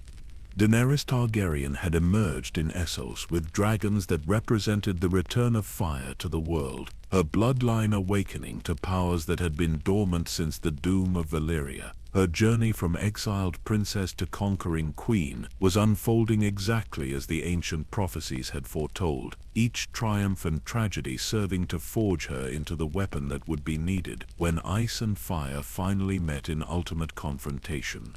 Jon Snow's true parentage was finally revealed through the expanded sight that came with his transformation, showing how careful manipulation across generations had produced an individual who carried the bloodlines of both ice and fire in perfect balance. The bastard of Winterfell was revealed to be the song that the prince who was promised was meant to sing, his existence representing the culmination of breeding programs that stretched back to the dawn of recorded history. The long night was approaching with signs that even those without supernatural sight could no longer ignore. The seasons were changing in ways that defied natural law, temperatures dropping far below what should have been possible for the time of year. The wall itself had begun to show signs of stress, ancient magics that had held for thousands of years, finally weakening under pressures that had been building throughout the long peace. But the realm was better prepared for what was coming than it had been during any previous iteration of the cycle. The knowledge preserved through the Grecian network had been successfully transmitted to those who would need it most. Heroes had been identified and were being guided toward the roles they would need to play. Most importantly, the alliances necessary for survival were forming, driven by events that seemed random but actually served the grand design that had been millennia in the making. The revelation of how completely individual lives had been shaped by larger forces might have been crushing to those who discovered it, but Brynden found only peace in the understanding. Every choice he had made, every sacrifice he had endured, every loss he had suffered, all had contributed to positioning the world to survive its greatest trial. The bastard prince who had sought acceptance through service had finally found the ultimate expression of that desire. His consciousness was no longer bounded by the concerns and limitations that had defined his mortal existence. The pain of losing Shiera's love, the isolation that had come with his supernatural transformation, the burden of making impossible choices in service to an ungrateful realm, all were revealed to have been necessary stages in a journey towards something far greater than personal happiness or human recognition. The network of weirwoods that had become his body and his domain stretched across continents, connecting sacred sites where the old magic remained strong enough to influence events in the mortal world. Through their carved eyes, he could observe the slow movement of armies and the quick flicker of individual choices, seeing how each contributed to patterns too vast for mortal comprehension. Dragons flew in skies that had not seen their like for centuries, their shadows falling across landscapes where the Game of Thrones continued to play out according to rules that the players themselves did not understand. Queens and kings rose and fell, but their actions served purposes that extended far beyond their immediate ambitions or the boundaries of the kingdoms they sought to rule. The others had indeed awakened from their long slumber, stirring in the lands of always winter where they had been gathering strength for the return of the long night. Their army of the dead grew larger with each settlement they consumed, and the wall that had held them back for millennia was finally beginning to fail under the assault of powers that had been denied expression for too long. But the heroes who would stand against them were also awakening to their destinies. The Dragon Queen was learning to control powers that could reshape the world. The bastard of Winterfell was discovering truths about his parentage that would give him the authority needed to unite the living against the dead. Most importantly, the three-eyed raven was ready to provide the knowledge and guidance that would be essential for their success. The great wheel that had been turning since the dawn of history was finally approaching the moment when it would either continue its eternal revolution or break apart entirely, taking with it all the accumulated achievements of human civilization. The outcome remained balanced on the edge of possibility, dependent on choices that had not yet been made by heroes who had not yet fully accepted their roles. Brynden's influence on those choices would be subtle but crucial, operating through dreams and visions, through ravens carrying messages that seemed random but contained essential information, through the whispered counsel of weirwood faces that spoke truths too dangerous to voice openly. The network he had spent his mortal life building was finally ready to serve its ultimate purpose. The personal costs of his transformation had been enormous, requiring the surrender of everything that had once defined him as an individual. But those sacrifices had purchased something far more valuable than personal satisfaction or human happiness. They had secured the survival of knowledge essential for the world's continued existence and positioned guardians to watch over heroes who would determine whether darkness or light prevailed in the final confrontation. As Bran's consciousness expanded to encompass the full scope of his new responsibilities, Brynden felt the last vestiges of his individual identity beginning to dissolve into the greater whole that was the Seer network. The process was not death in any conventional sense, but transformation into something that transcended the limitations of mortal existence. His memories of human life would be preserved as fragments within the vast library of accumulated knowledge that was now Bran's to command, serving as reminders of the world that they existed to protect and the people whose survival justified the sacrifices that had been required. The bastard prince's journey from shame to service to transcendence would become part of the legend that inspired future heroes to accept their own burdens. The ravens that had served him so faithfully would continue their missions under new guidance, carrying messages between the scattered forces that would soon unite in the final battle against the darkness. The weirwood network would remain active, providing the communication and surveillance capabilities that modern heroes would need to coordinate their efforts across vast distances. The great game that had consumed his mortal life was finally approaching its conclusion, but the stakes had proved to be far higher than any throne or kingdom. The survival of life itself hung in the balance, and the outcome would determine whether the cycle of seasons would continue or whether eternal winter would finally claim dominion over a world that had forgotten how to defend itself against the ultimate darkness. In his final moments, as a distinct consciousness, Brynden Rivers felt profound satisfaction in the knowledge that his transformation had been completed just in time. The heroes were ready, the knowledge was preserved, and the guardians were in place. The realm would face its greatest trial with every advantage that centuries of preparation could provide. The three-eyed crow had fulfilled his purpose, and the three-eyed raven was ready to guide the final dance between ice and fire that would determine the fate of all who drew breath in the world of the living. In the deep silence that follows the completion of great works, when the last echoes of transformation have faded into the eternal stillness of the weirwood cave, a profound peace settles over the hollow hill that has become the heart of the world's memory. The roots that once carried the consciousness of Brynden Rivers now pulse with gentler rhythms, their purpose fulfilled through sacrifices that have transcended the boundaries of individual existence. The network of heart trees that spans the known world continues its ancient vigil, their carved faces watching over forests that have grown and died through countless seasons, over cities that have risen from mud and returned to dust, over the endless cycle of birth and death that marks the passage of mortal time. Each weirwood stands as a sentinel in the growing darkness, their red eyes weeping sap like tears for all the beauty and sorrow they have witnessed. Through these scattered guardians, the essence of what Brynden Rivers had become continues to flow like underground rivers that connect distant springs. His consciousness, no longer bounded by the concerns that had defined his human existence, drifts through the memories of trees that were ancient when the first men crossed the narrow sea. In their rings of growth, he reads the story of the world written in wood and time.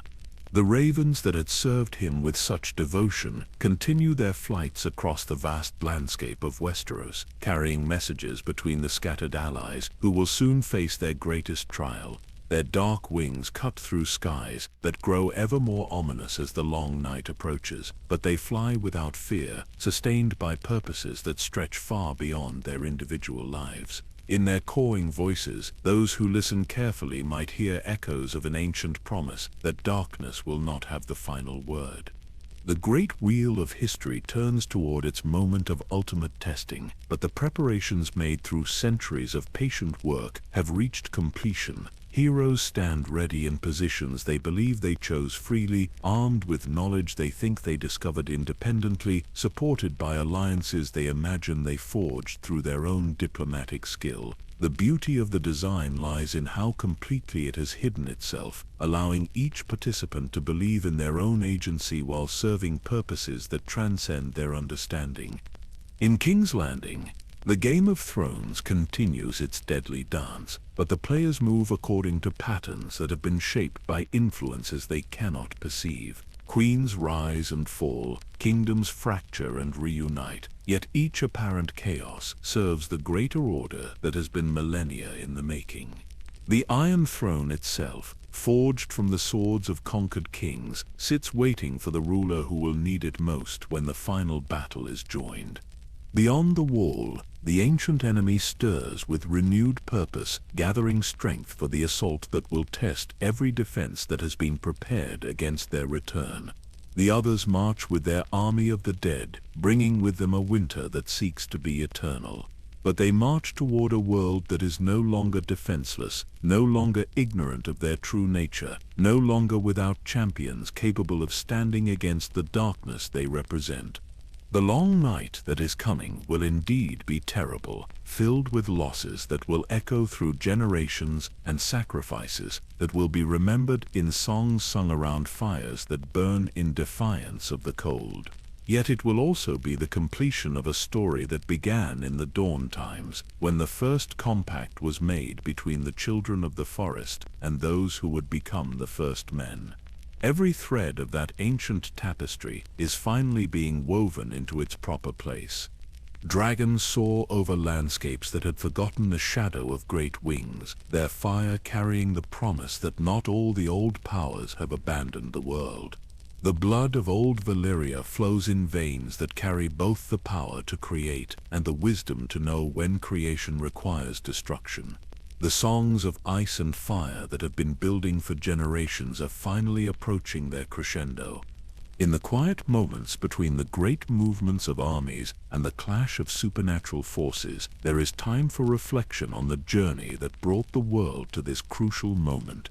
The bastard prince, who became the greatest spymaster in the history of the Seven Kingdoms, who transformed from outcast to hand to exile to something beyond human comprehension, has completed the longest and strangest path that any individual has ever walked. His story, like all the greatest stories, reveals its true meaning only when viewed from the perspective of its ending. What seemed like political maneuvering was preparation for cosmic conflict. What appeared to be personal tragedy was necessary sacrifice for universal salvation. What looked like the dissolution of identity was actually the expansion of consciousness to encompass responsibilities that no single human life could have contained. The weirwoods whisper now in languages that predate human speech, their voices carrying across the growing darkness words of comfort for those who have ears to hear them. They speak of cycles within cycles, of endings that are always beginnings, of the eternal dance between opposing forces that gives meaning to existence itself. In their ancient wisdom, there is no true death, only transformation into new forms of purpose. The children of the forest, who guided this great work through millennia of patient cultivation, prepare now for their own final transformation as their role in the world's story approaches completion. They who preserved the knowledge of the old magic through ages when it was forgotten and scorned, who maintained the hidden connections that allowed heroes to emerge when they were needed most, can finally rest in the knowledge that their stewardship has been successful. The cave beneath the hollow hill grows quiet as the last echoes of human ambition and desire fade into something larger and more enduring. Where once stood Brynden Rivers, bastard of King Aegon IV, archer whose arrows never missed their target, spymaster whose network spanned continents, hand whose rule brought prosperity to 7 kingdoms, Lord Commander whose vision extended beyond the wall. There is now only the gentle presence of a guardian whose watch encompasses all the world.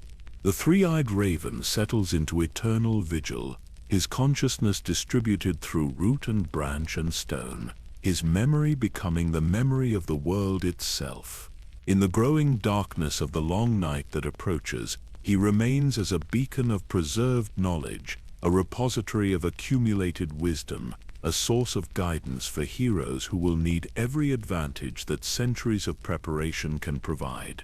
The ravens call softly as they settle into their roosts, their voices carrying no urgency now but only the peaceful satisfaction of duties well performed. The weirwoods sway in winds that carry the scent of coming snow, their movements marking time according to rhythms older than human civilization. The great silence that follows the completion of necessary work spreads across the network of heart trees, a silence that speaks of readiness and acceptance, and the profound peace that comes when all possible preparations have been made. In this moment of perfect stillness before the final storm, there is time for gratitude. Gratitude for the sacrifices that made survival possible. Gratitude for the heroes who will soon face their greatest trial. Gratitude for the ancient powers that preserved hope through the darkest times, and gratitude for the journey itself, the long and winding path that transformed a bastard's shame into a guardian's eternal service. The world sleeps now under the protection of watchers who never close their eyes, dreaming dreams of spring that will return when the wheel of seasons turns once more. And in those dreams, somewhere in the space between memory and hope, the echo of Brynden Rivers finds perfect rest at last.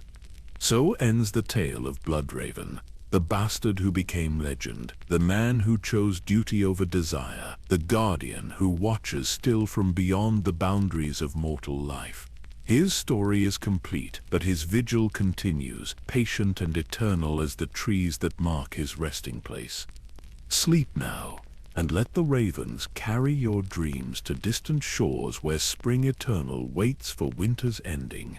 The watch is set, the guardians are ready, and all shall be well when the wheel turns round again.